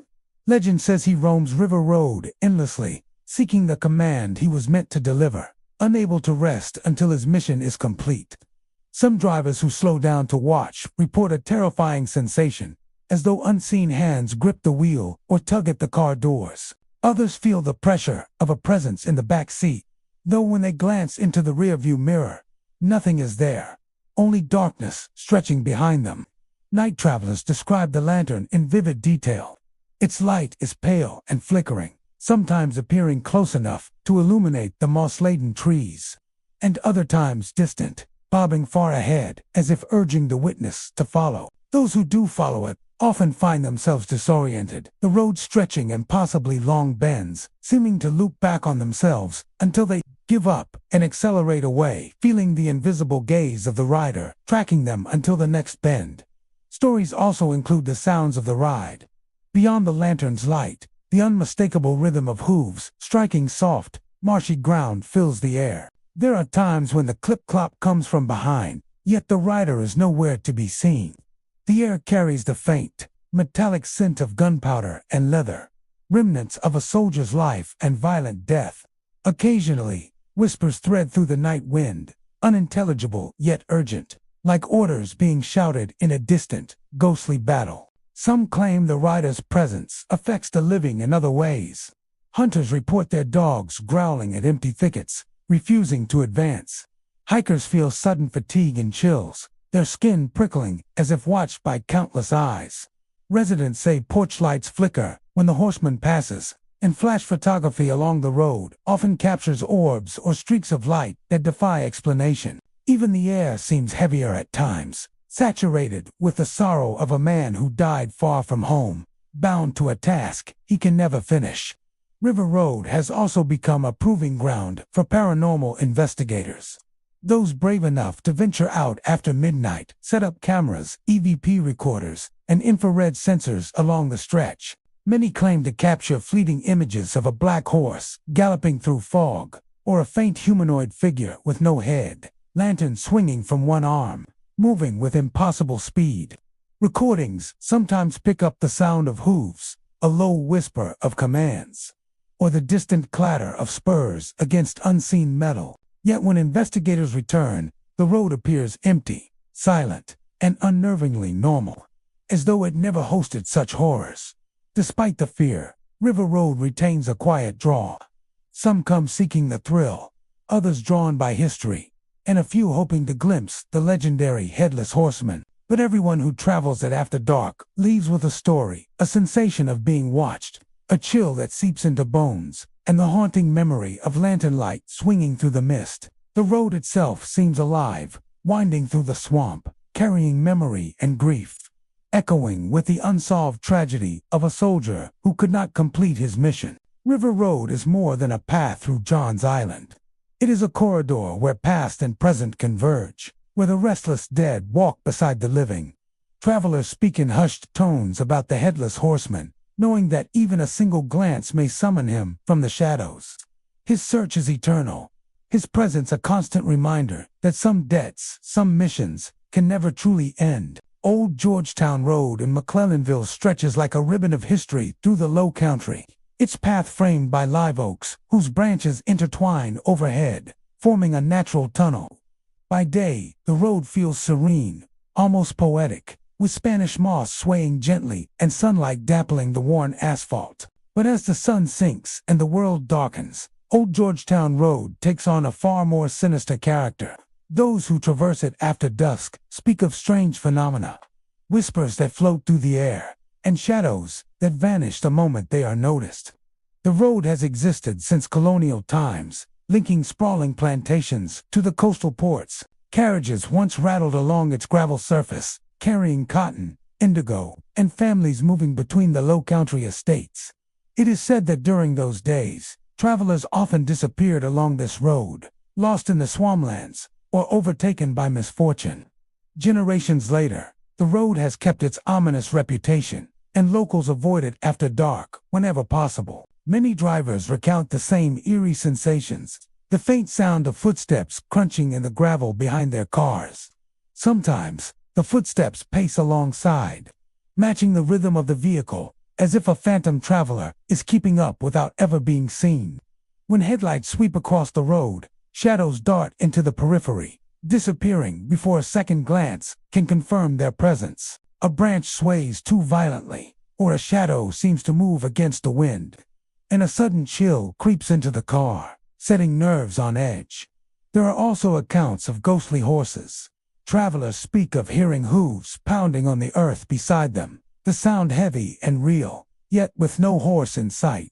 Occasionally, a whinny or the jingling of harnesses echoes through the treetops, bouncing off the moss-covered oaks. Some insist they have glimpsed the faint outline of a rider, colonial attire, wide-brimmed hat, spectral horse beneath him, moving with impossible speed along the roadside. Yet when drivers try to slow down or follow, the figure fades into the mist, leaving only the sound of the wind and their own quickened heartbeat. Those familiar with the road tell stories of the whispering trees. The live oaks are old, older than the settlements themselves, and the moss that drapes them seems to carry voices. On still nights, some say the wind through the branches forms words, fragments of old conversations between the enslaved laborers, plantation owners, and travelers long dead. They speak in hushed tones, fragments of grief, warnings, or just the endless murmur of those who cannot rest. Drivers report hearing their own names whispered softly, and sometimes faint cries, a mother calling, a child screaming, a servant begging, carried from beyond the veil. Local legend tells of a plantation mistress who was betrayed along Old Georgetown Road, abandoned to the swamps by a jealous rival. She died alone, her horse galloping wildly before collapsing. Witnesses claim that her spirit, riding a phantom mount, now patrols the road, seeking revenge or simply wandering in confusion. Others speak of enslaved workers who perished while attempting to flee the plantations, their spirits forever trapped, pacing the gravel and hiding in the shadows, their footsteps echoing across time. Even in the modern era, the road retains its grip on those who travel it. Headlights may flicker inexplicably, radios cut out, and GPS signals fail without explanation. Some motorists report an almost tactile sense of being followed, a pressure at the back of the car, or the eerie feeling of invisible eyes tracking their movements. Those who dare to stop often hear the soft crunch of gravel, approaching footsteps, horse hooves, or both, only for nothing to appear when they look out the window. Ghost hunters and thrill seekers have explored the road with cameras, EVP recorders, and thermal imaging devices. Many claim to capture anomalous images, orbs of light drifting through the treetops, shadowy figures darting across the road, and faint outlines of horses and riders that vanish when approached. Recordings sometimes pick up whispers, muffled cries, and hoofbeats, all layered over the natural sounds of wind and wildlife. Yet in the harsh light of day, Old Georgetown Road seems ordinary, peaceful, and almost inviting, a quiet stretch of coastal history. Old Georgetown Road is more than just a stretch of asphalt. It is a living memory of the Low Country's past. It holds the echoes of colonial commerce, betrayal, tragedy, and the countless lives intertwined with the plantations it once served. Night travelers feel these echoes as the shadows move across the road and the spectral hooves pound alongside them. A reminder that some stories never end. Devil's Elbow Road in Spartanburg snakes through dense forests and steep hills, a winding path that has earned its ominous name. By day, it's simply a sharp, twisting road lined with towering pines and thick underbrush, challenging even the most cautious drivers. But after sunset, the road takes on a far more sinister character. Locals warn that at I-10, just the curves that claim attention, it's the cold spots, sudden and unnatural, that chill the soul, and the restless spirits that linger in the shadows. The legend begins decades ago, with a young couple driving home late one autumn night.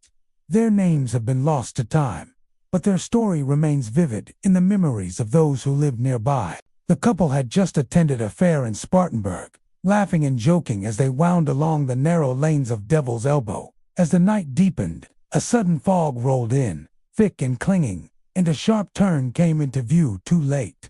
Tires skidded across the asphalt, and in a heartbeat, the car plummeted over the embankment, crashing into the woods below. By morning, there was no trace of the young couple or their vehicle.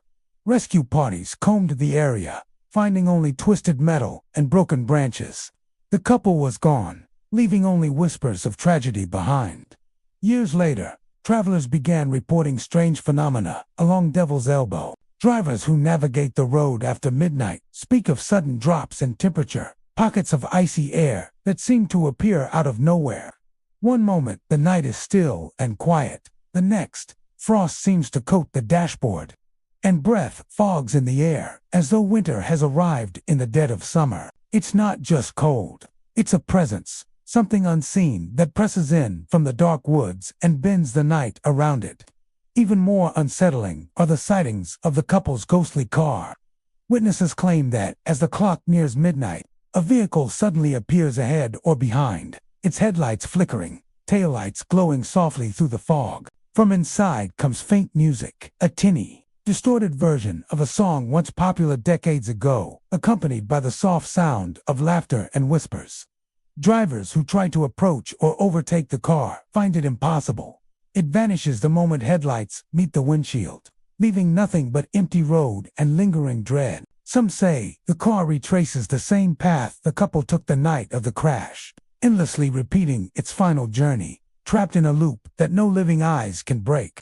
Local residents have their own tales, stories passed down from parents to children, of late-night wanderers who encounter more than the phantom car. Shadows flit across the road, often appearing human at first, then stretching and distorting into impossible forms. Some have seen figures standing at the roadside, arms outstretched as though warning of danger, only for the figures to dissolve into mist when approached. Dogs refuse to walk near the curves after dark, and cats are said to arch their backs and hiss at invisible intruders. Ghost hunters and thrill seekers, drawn to Devil's Elbow, report similar accounts. EVP recordings capture faint conversations and the low hum of music, punctuated by sudden screams that vanish before playback. Cameras sometimes catch fleeting images, a pair of faces reflected in rearview mirrors, pale and staring, eyes wide with terror. Thermal imaging shows pockets of intense cold, drifting across the road like living shadows, while instruments pick up sudden spikes of electromagnetic activity, inexplicable in a rural, electricity-free stretch of forest. Yet, in the morning light, the road looks innocent, empty curves and quiet woods, as if nothing has happened. The air around Devil's Elbow seems alive with memory. Some speculate that the restless spirits are bound to the site of their final moments, doomed to replay their last drive for eternity. Others believe the road itself has absorbed the fear and sorrow of countless accidents, feeding the apparitions and chilling drafts that haunt travelers. The forest presses in from both sides, a living boundary between the world of the living and the domain of the dead, where the fog hides more than trees and shadows conceal more than branches. Driving Devil's Elbow after midnight is an experience not soon forgotten. The hair on the back of your neck pricks as the cold spots hit, and the sense of being watched grows stronger with every bend when the ghostly car appears. Its flickering lights and echoing music serve as both a warning and a lure, a reminder that the past never truly dies here. Some say that if you stop and look, you risk being pulled into the loop with the spirits themselves, a journey from which there is no return. Despite the warnings, thrill seekers continue to brave the road, drawn by curiosity and the thrill of the unknown. Some leave shaken, their stories adding to the tapestry of legends that has grown around Devil's Elbow. Others never return, their disappearances woven seamlessly into the road's history, fueling new tales for future generations. Sugarloaf Mountain Road winds through the dense forests of Chesterfield, where towering pines blot out the sky and the wind carries secrets older than anyone alive. By day, it's a peaceful trail. Hikers and nature enthusiasts drawn to the mountain's height and the views it offers of the surrounding countryside. But after sunset, the road transforms. Shadows stretch unnaturally across the path, and the wind carries voices faint at first, then unmistakable. Locals whisper that those who travel Sugarloaf after dark are never alone, and some never return the same. The legend begins in the 1700s, when a woman named Eleanor, accused of witchcraft, was executed on the mountain's slopes. The charges were vague, rooted in superstition, jealousy, and fear, but the outcome was grimly certain. She was hanged at the roadside, her body left as a warning to others, and the townsfolk believed her spirit cursed the mountain forever. Over the centuries, travelers have reported seeing a pale figure moving through the trees, her eyes glinting in the moonlight, watching, waiting. Her presence is not always malevolent, but it is unsettling. A reminder that injustice lingers longer than life itself. Hikers report hearing their names called softly in the wind, a voice just at the edge of perception. Some swear they can feel breath on their necks or the brushing of unseen fingers along their arms. The most common tale is of the laughter, soft and musical at first, drifting over the trail as if carried by a playful spirit. But the laughter changes abruptly, morphing into screams that echo across the pines, chilling the marrow. Those who hear it claim it feels personal, a warning, or perhaps a reenactment of Eleanor's final moments, her fear and rage, trapped forever in the mountain air. The forest itself seems to participate in the haunting. Pine needles rustle without wind, shadows stretch and twist, and fog rises from the forest floor in unnatural patterns. Hikers have reported that trails loop back on themselves, paths they thought they knew, suddenly unfamiliar. Rocks appear where none should be, and roots seem to reach for their ankles. Some who walk the road after dark speak of being followed, footsteps echoing theirs, stopping when they stop, starting again when they move. When they look back, nothing is there, just the thick, dark forest and the whispering wind. Over time, the stories have become more vivid. Some claim to see a woman in a tattered black dress at the edge of the trail, her hair streaming in the wind. She disappears when approached, leaving only cold air and the faint smell of burning wood.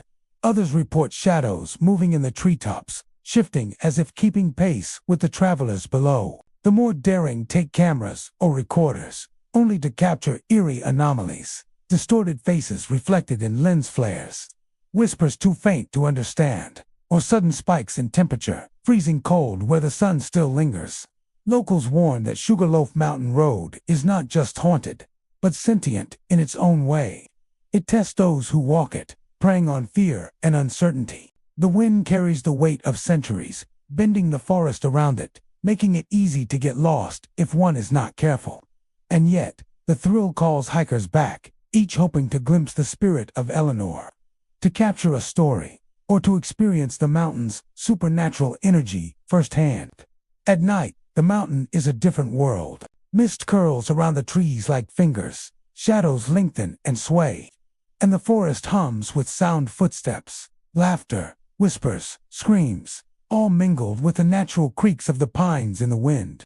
Travelers often pause at the summit, feeling an oppressive presence, a sense that they are not merely walking on earth, but crossing a threshold between the living and the dead. Those who have made it to the top recount a strange calm, a silence that presses in so heavily it hurts, broken only by a sudden, sharp laugh that slices through the fog. The mountain seems to remember, and it shares its memory with anyone brave enough to walk its road. Ghost hunters and thrill seekers return repeatedly, drawn by the whispered names, the chilling laughter, and the stories of those who vanished or returned, changed.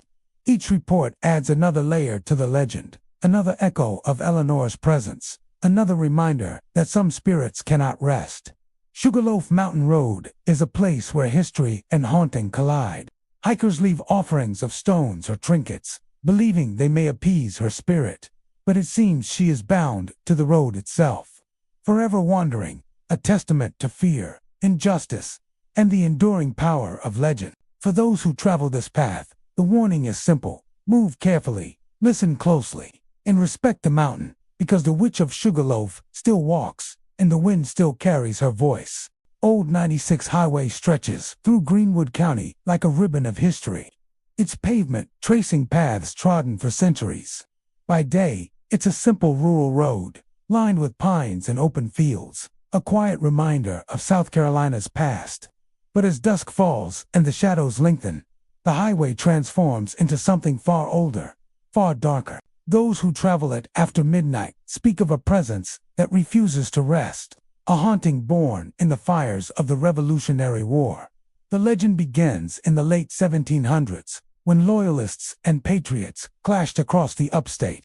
Old 96 Highway was a strategic route, a lifeline between forts and settlements. It witnessed skirmishes, ambushes, and bloodshed. Soldiers fell in the mud and leaves, their cries lost to the wind, and their bodies often left where they fell, unclaimed and unburied.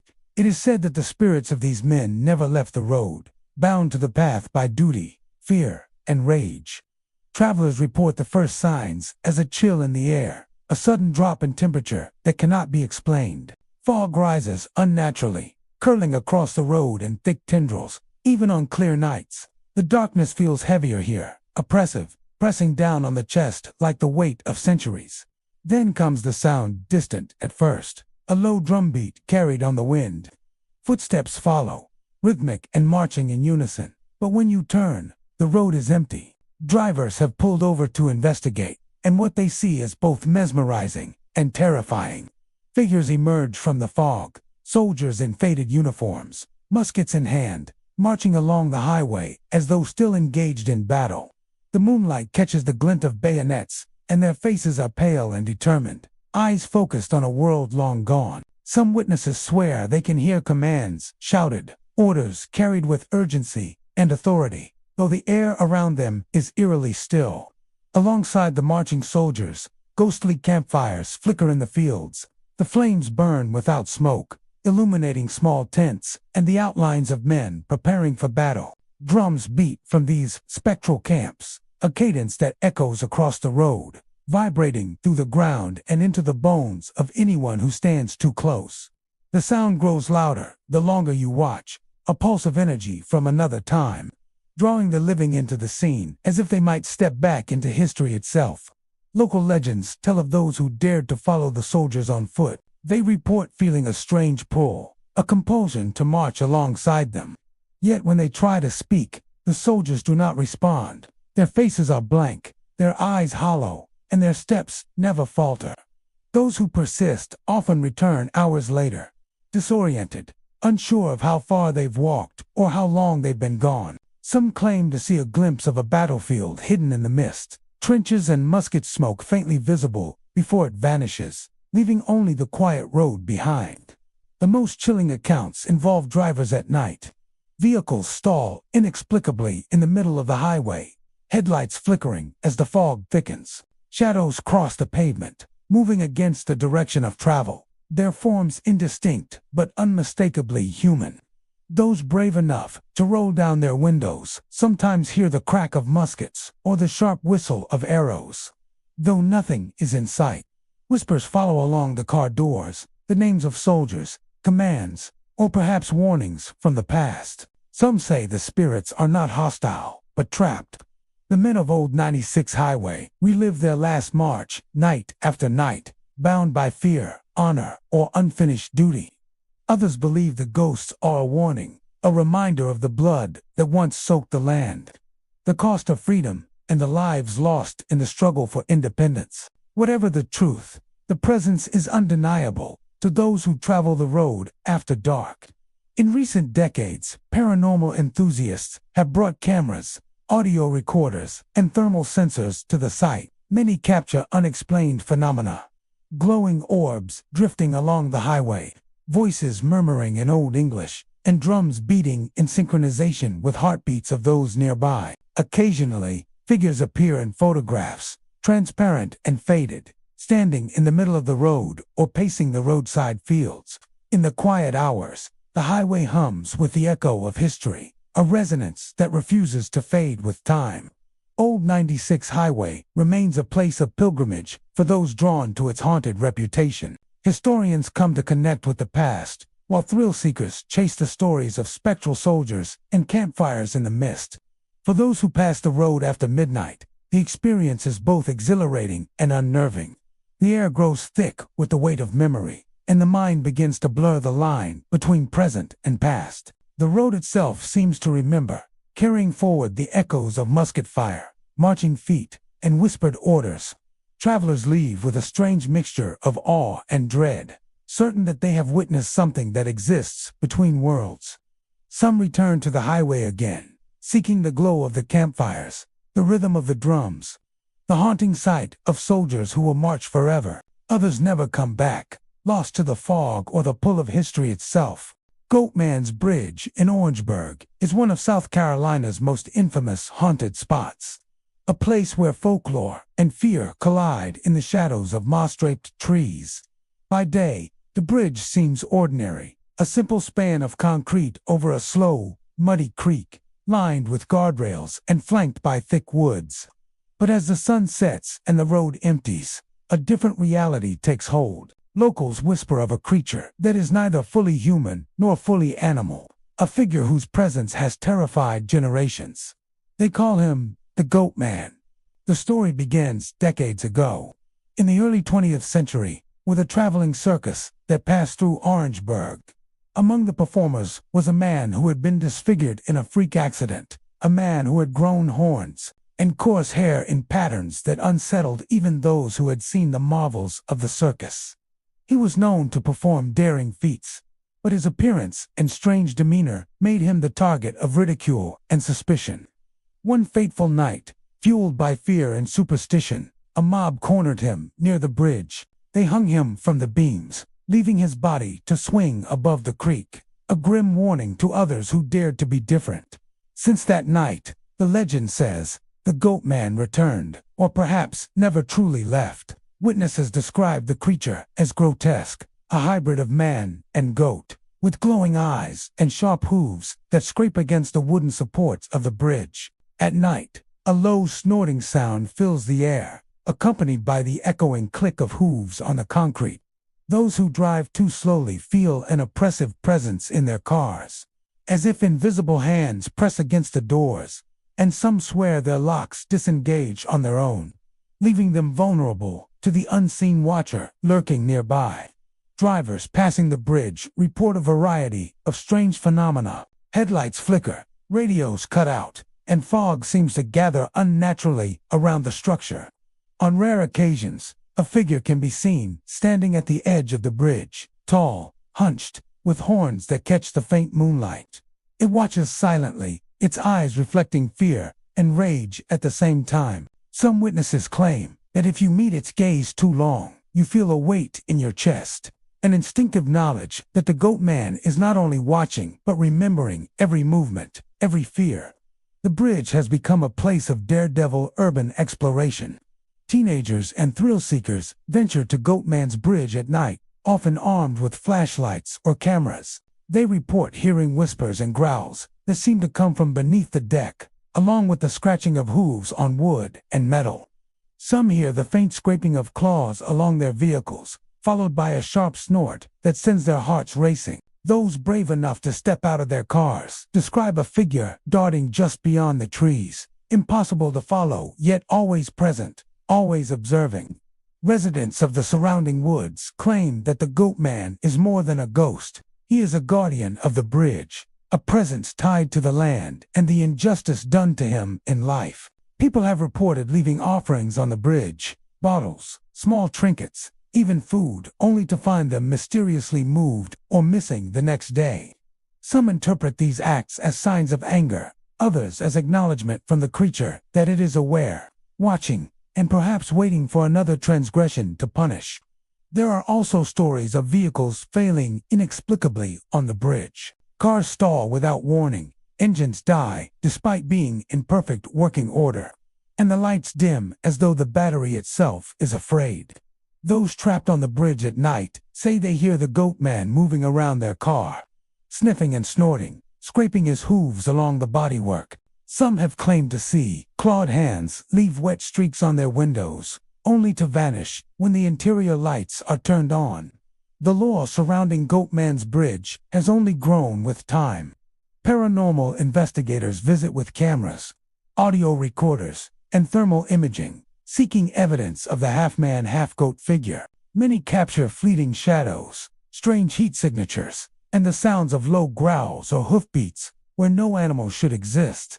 EVP recordings have picked up snorts, low voices, and faint scratching sounds, always coming from below or just behind the bridge, where the dense brush meets the creek. Despite the fear, the bridge continues to draw people, not just for the thrill, but for the connection to a legend that feels alive. The Goat Man is more than a ghost story. He is a manifestation of injustice, fear, and revenge, tied to a specific place where the living and the supernatural intersect. Every footstep on the bridge at night carries the weight of centuries. Every shadow might conceal his presence. and every engine that dies is a reminder that some roads are not meant to be traveled in darkness. Haunted Hollow Road in Florence County is the kind of place that lingers in your mind long after you've driven away. By day, it appears to be just a lonely dirt path, flanked by thick pines and tangled underbrush. The air is heavy with humidity, and the smell of earth and decaying leaves hangs over the narrow lane. But come nightfall, something changes. The shadows deepen, and the road takes on a life of its own, as though it remembers every step, every voice that has passed through, every secret whispered to the trees. The stories surrounding Haunted Hollow Road stretch back generations. Locals warn against traveling it after dark, claiming the spirits that haunt the area are restless and sometimes malevolent. Many describe flickering lights moving between the trees, like fireflies, but far too large, too deliberate to be insects. Some say these lights are the souls of travelers who vanished along the road, trying to lead the living into the same fate. Others insist they are warnings, a way for the dead to mark their territory. Those who dare to stop in the middle of the hollow often report hearing something impossible, a voice, barely above a whisper, calling their name.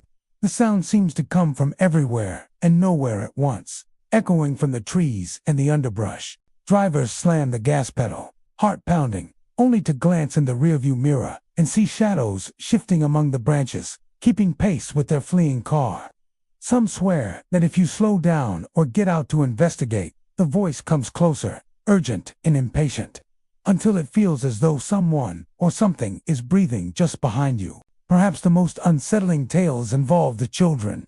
People who have driven Haunted Hollow Road at night claim to find small handprints smudged across their car windows, sometimes reaching as high as the back seat. These prints appear suddenly, wet and cold, despite the absence of rain or moisture. The shape of the hand varies, sometimes tiny, sometimes slightly larger, as if multiple children have left their mark. Witnesses say that once the prints appear, they can't be removed. They fade only after dawn, leaving behind the faint impression of fingers pressed firmly into glass. Some travelers report even stranger phenomena. Radios sputter and hiss, even with no signal, as though tuning into a frequency far beyond the human ear. Car doors unlock and lock of their own accord, and the faint sound of footsteps seems to follow every movement outside. A few brave souls have claimed to see figures darting between the trees, pale and indistinct, vanishing before a second glance can confirm their presence. Others describe the feeling of being watched, an unrelenting awareness that something unseen is keeping pace with their journey along the hollow. Local legend says that the road has always been cursed. In the 1800s, a family reportedly vanished while traveling the path during a stormy night. Their carriage was found abandoned the next morning, horses spooked and tracks disappearing into the mud. Since then, anyone traveling the road at night has been at risk. Some attribute the hauntings to that family, trapped forever in the liminal space between life and death, their grief and confusion spilling outward to torment passers-by.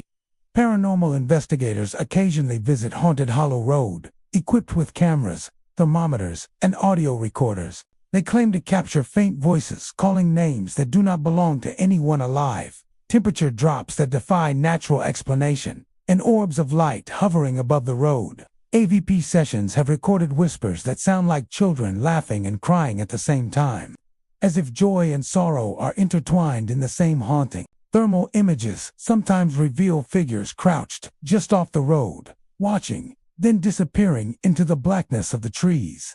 Despite the warnings, curiosity draws people to the hollow. Thrill seekers, ghost hunters, and even casual travelers find themselves navigating the twisting, narrow path drawn by stories of lights, voices, and handprints. Many leave terrified, hearts racing, swearing never to return, yet they can't shake the memory of what they saw, heard, or felt. Haunted Hollow Road stays with you, a lingering presence in the back of the mind, waiting for the next traveler to wander too far into its shadowed embrace. At the center of it all is the sense that the road itself is alive, aware of every soul that travels it. Some say it feeds on fear, using whispers and fleeting lights to pull drivers deeper into its heart. Others believe it is a place of memory, where the lost are remembered and the dead seek recognition from the living. Whatever the truth, one thing is certain: the hollow does not forgive the unwary. It tests your courage, your belief, and your sanity. Edisto Island Road winds lazily through low-lying marshes, live oaks draped in Spanish moss, and fields that stretch toward the horizon like oceans of green. By day, it is picturesque, the kind of place where sunlight glimmers off the water and herons glide silently through the mist. But as the sun dips below the tree line and shadows deepen, the road takes on a different character. There's a weight here, a quiet sorrow that seems to settle over every traveler who ventures down its length after dark. Locals have long spoken of the spirits that haunt Edisto Island Road. Unlike the violent hauntings of roadside tragedies or murderous legends, the apparitions here are tinged with sadness rather than malice. They are said to be the lingering souls of enslaved people who once toiled in the fields that lined the road, carried in memory and grief. Their presence is subtle but persistent, a whisper in the wind, a sudden chill, the fleeting impression of a figure moving just beyond the trees. Travelers report seeing shapes moving at the edge of their vision, a woman bending to lift an invisible basket, a man walking along the road carrying a burden that no longer exists. At first glance, these figures appear to be living, but as you watch, they fade like mist. The rustle of skirts and the faint clink of metal tools carried across decades can be heard in the quietest moments, though the fields themselves are empty. Many describe the sounds as mournful, soft exhalations of effort and exhaustion, as if the work of long-past hands still echoes through the land. The lights are the most compelling and disquieting part of the haunting. Along certain stretches of the road, travelers see small lanterns or glowing orbs swaying in the trees or hovering just above the earth. Some are pale and bluish, others flicker like candle flames. These lights move with purpose, tracing paths along the roadside or drifting through the marshes, as if guiding unseen workers from one field to the next. There is a rhythm to the haunting that mirrors the life that once existed here. Walkers say they can hear the faint crunch of boots in the dirt and the whisper of fabric brushing against the tall grass. Some hear low murmurs, voices speaking words lost to time, names of people and places that no longer exist. These sounds are not threatening. They are echoes of a labor long endured, of lives shaped by hardship, and of memories that refuse to fade. The locals treat the road with reverence. Elders caution visitors not to drive recklessly at night, not simply because of the curves and dips, but out of respect for the souls said to remain. Some stop their cars to listen, leaving offerings of flowers or small tokens along the roadside. Others claim to have caught glimpses of faces in their rearview mirrors, watching silently from the shadows, only to vanish when attention turns fully upon them. The experience is often overwhelming, a mix of awe-sorrow and an eerie recognition that history lingers in ways one cannot fully comprehend. Paranormal investigators occasionally visit Edisto Island Road, drawn by the subtlety of its haunting. Using thermal cameras and EVP recorders, they have captured faint voices murmuring in unison, and inexplicable drops in temperature that ripple across open fields. Motion-activated lights often trigger for no reason, illuminating figures that appear only for a moment before fading again. Some have reported feeling the sensation of a hand brushing against their arm, though when they turn to look, there is no one there. The haunting of Edisto Island Road is a reminder of a history that is not neatly confined to books or monuments. It is a living, breathing memory embedded in the land, a testament to the lives of those who worked under the sun and labored into the night, whose stories were often silenced but whose presence remains. There is no anger here, no vengeance, only the lingering sorrow of lives interrupted and sacrifices uncounted. Those who travel the road at night often leave with a sense of humility, a quiet reverence for the past. The swaying lights, the rustling in the fields, the faint echoes of footsteps. All of it serves as a reminder that some memories cannot be buried, and some souls continue to walk even long after the world has changed around them. Edisto Island Road is not dangerous in the traditional sense. There are no spectral attacks or malicious figures trying to harm passers-by. Yet, There is a weight that can be felt, a pull toward remembrance, a need to acknowledge the lives that shape the land.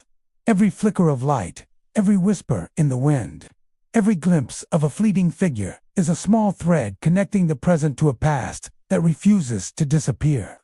For anyone willing to drive its length under the moonlight, Edisto Island Road offers a haunting unlike any other. It is not a place of terror, but of sorrowful beauty, a corridor where the past drifts through the present. As the mist swirls over the fields and the oaks stand silent sentinel, one can almost hear the work songs of long-gone hands, carrying their weight across the years, reminding us that some stories never truly end.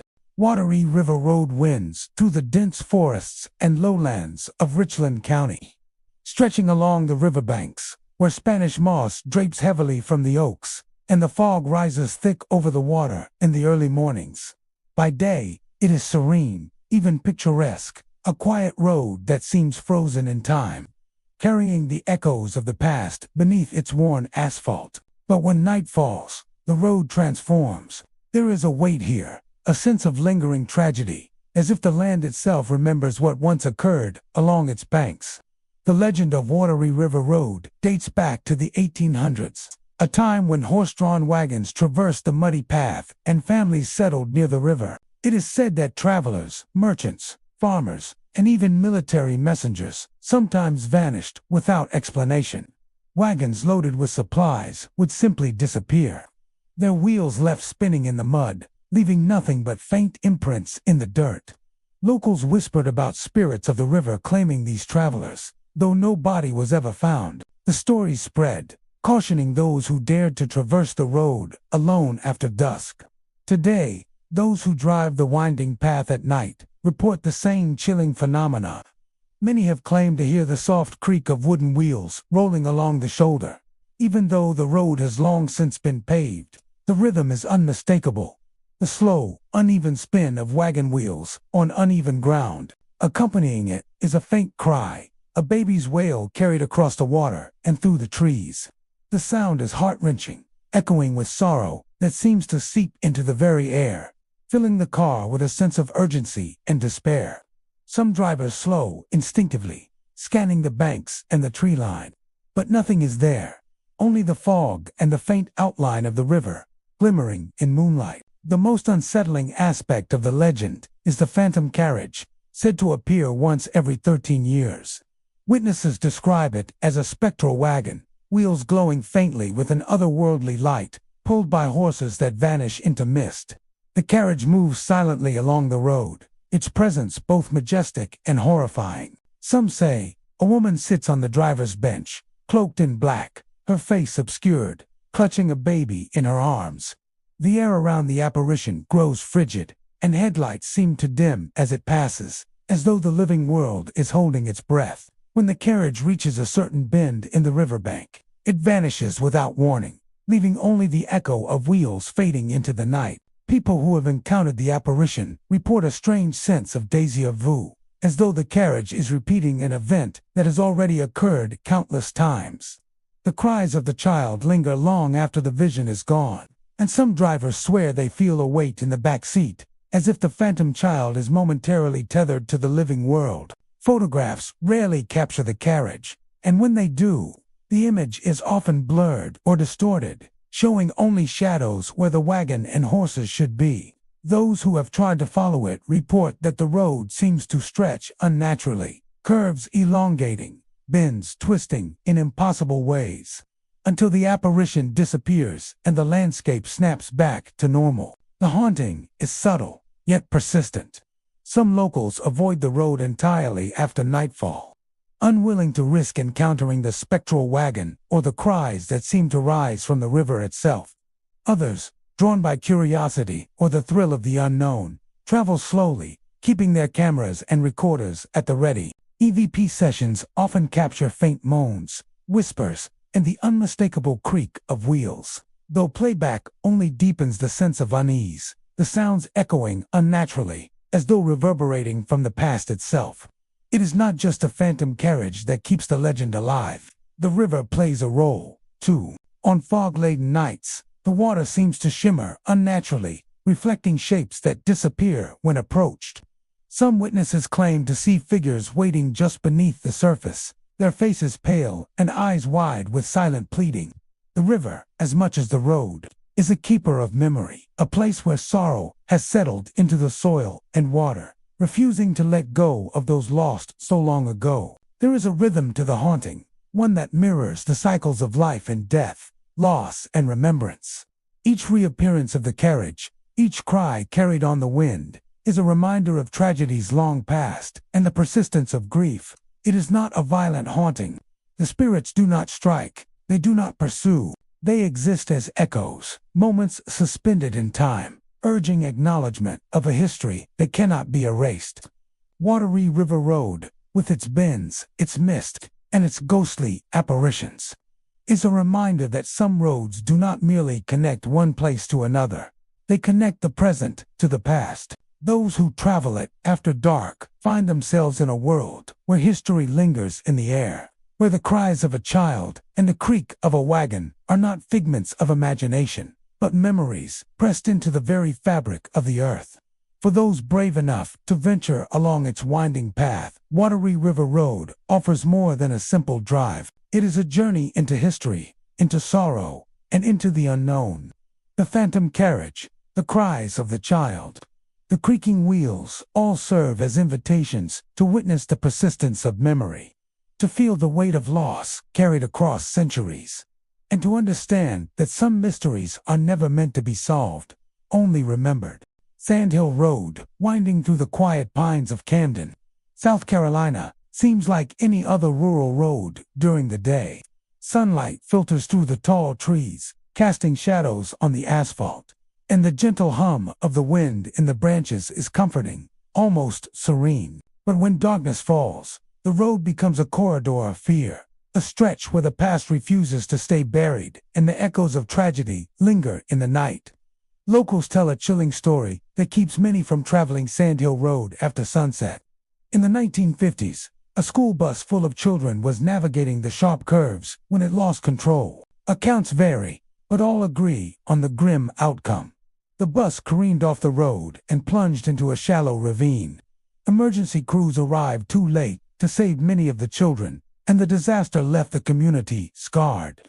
It was a night remembered with grief and horror, and according to those who lived nearby, the spirits of that tragedy have never left the road. Today, those who drive Sandhill Road after dark often report unsettling experiences that defy explanation.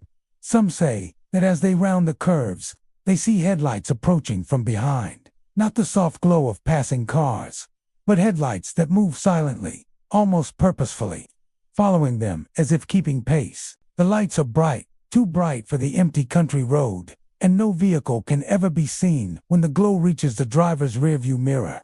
Even more unnerving, witnesses say that when they stop, the lights vanish immediately. There's no engine roar, no tires skidding on the asphalt, only the sudden absence of illumination and an oppressive silence that seems to settle over the trees. Many describe the sensation of being watched during these moments, the invisible presence of something waiting, patient and deliberate. Some drivers instinctively press the accelerator, eager to leave the haunted stretch behind, but others have pulled over entirely, only to feel the headlights reappear, flickering at the shoulder, before disappearing again without warning. Locals, who have grown up hearing the stories, tell it with a mixture of reverence and fear. They warn that the road is not merely haunted by a single spirit, but carries the weight of the children lost that night. Each curve, each blind turn, seems to hold a memory, as if the road itself is replaying the events of that fatal night. Some claim to hear the faint laughter of children, mingled with cries and screams, carried on the wind through the pines. The sounds are subtle, almost imperceptible, but they linger in the mind, leaving an unease that stretches long after leaving the road.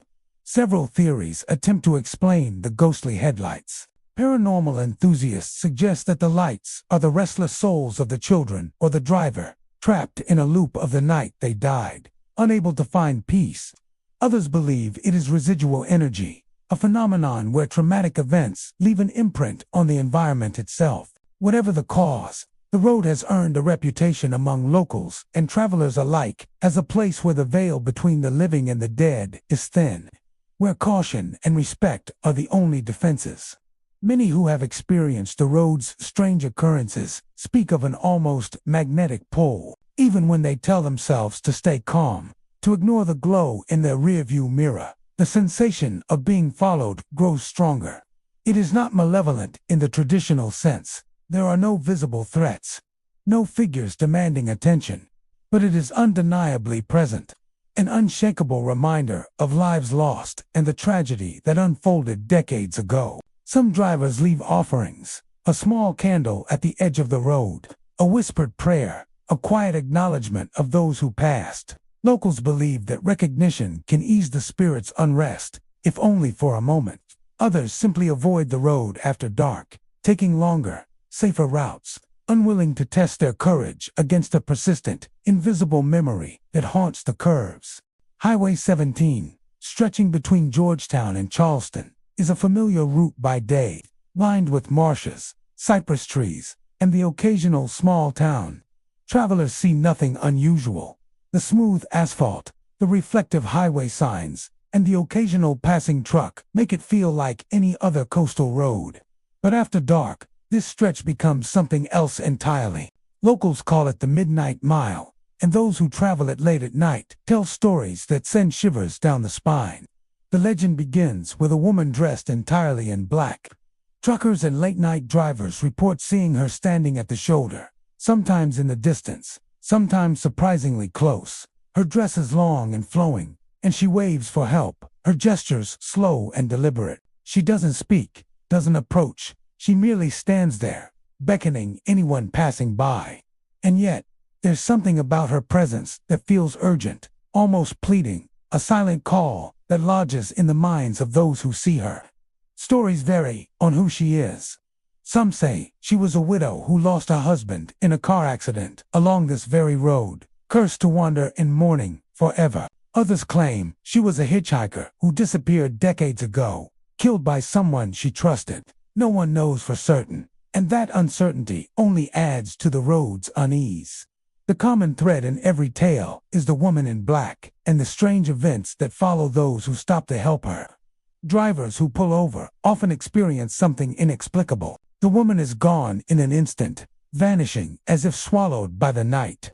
Sometimes there's a sudden drop in temperature, a gust of wind that rushes through the cabin, or a strange sense that the air itself has thickened. Some have reported glimpses of shadows that linger at the edge of their vision, just beyond the reach of their headlights. Others describe the eerie sensation of being watched, a presence hovering unseen along the shoulder or creeping up behind their vehicles. The most chilling aspect, however, occurs hours later. Truckers and travelers who have stopped tell of their radios flickering with static, the hum of white noise interrupting the quiet of the night. And then, faintly, a voice emerges from the speakers. Soft, almost shy, it whispers a single phrase, "Thank you." The voice is always female, always calm, and impossibly close, as if speaking directly into the driver's ear, rather than through the radio. Some describe it as comforting, others as bone-chilling. But everyone agrees on one thing. The woman in black is still present, even after she disappears from sight. Many who travel the Midnight Mile swear by their precautions. Some refuse to stop entirely, no matter how convincing the apparition seems. They keep their windows rolled up and their speed steady, wary of the stories passed down by generations of drivers. Others, braver or more curious, have pulled over, only to find an empty road and the lingering echo of footsteps fading into the darkness. Some say the road itself seems to play tricks, stretching and contracting, making the woman appear closer than she is, a phantom tethered to the edge of reality. Local folklore has taken on a ritualistic element. Drivers sometimes leave small tokens at the roadside, a candle, a small bouquet, or a note, offerings to appease the woman and perhaps ensure their own safety. Others speak to her aloud as they drive, calling out, "Are you all right? Or do you need help?" Most report nothing in response at the time, yet later, that faint voice over the radio seems to answer, acknowledging their concern a ghostly reminder that the road is never truly empty. The road has a reputation among truckers, in particular, who travel the coastal stretch late at night. Some refuse to speak of their encounters, claiming the events are too strange, too personal to recount. Others tell their stories quietly, sharing the same warning: don't stop unless you want her to follow you. It is never malicious, never aggressive, just persistent, insistent, and eternally bound to the highway. Highway 17's Midnight Mile serves as a reminder that some roads remember. They remember the people who have walked them, the tragedies that unfolded, and the unresolved stories that cling to the landscape. Travelers passing between Georgetown and Charleston may see nothing at all, or they may encounter a woman in black. Her presence fleeting but undeniable, her gratitude whispered into the night long after she disappears. And there you have it, 25 haunted roads across South Carolina, each carrying whispers of tragedy, love, and unfinished business. The next time you find yourself driving under a southern moon, with moss swaying above and the air thick with fog, slow down, listen closely. Because here in South Carolina, the roads remember. And sometimes, they remember you back. If you enjoyed tonight's journey into the supernatural, don't forget to like, subscribe, and share with fellow travelers of the unknown. Until next time.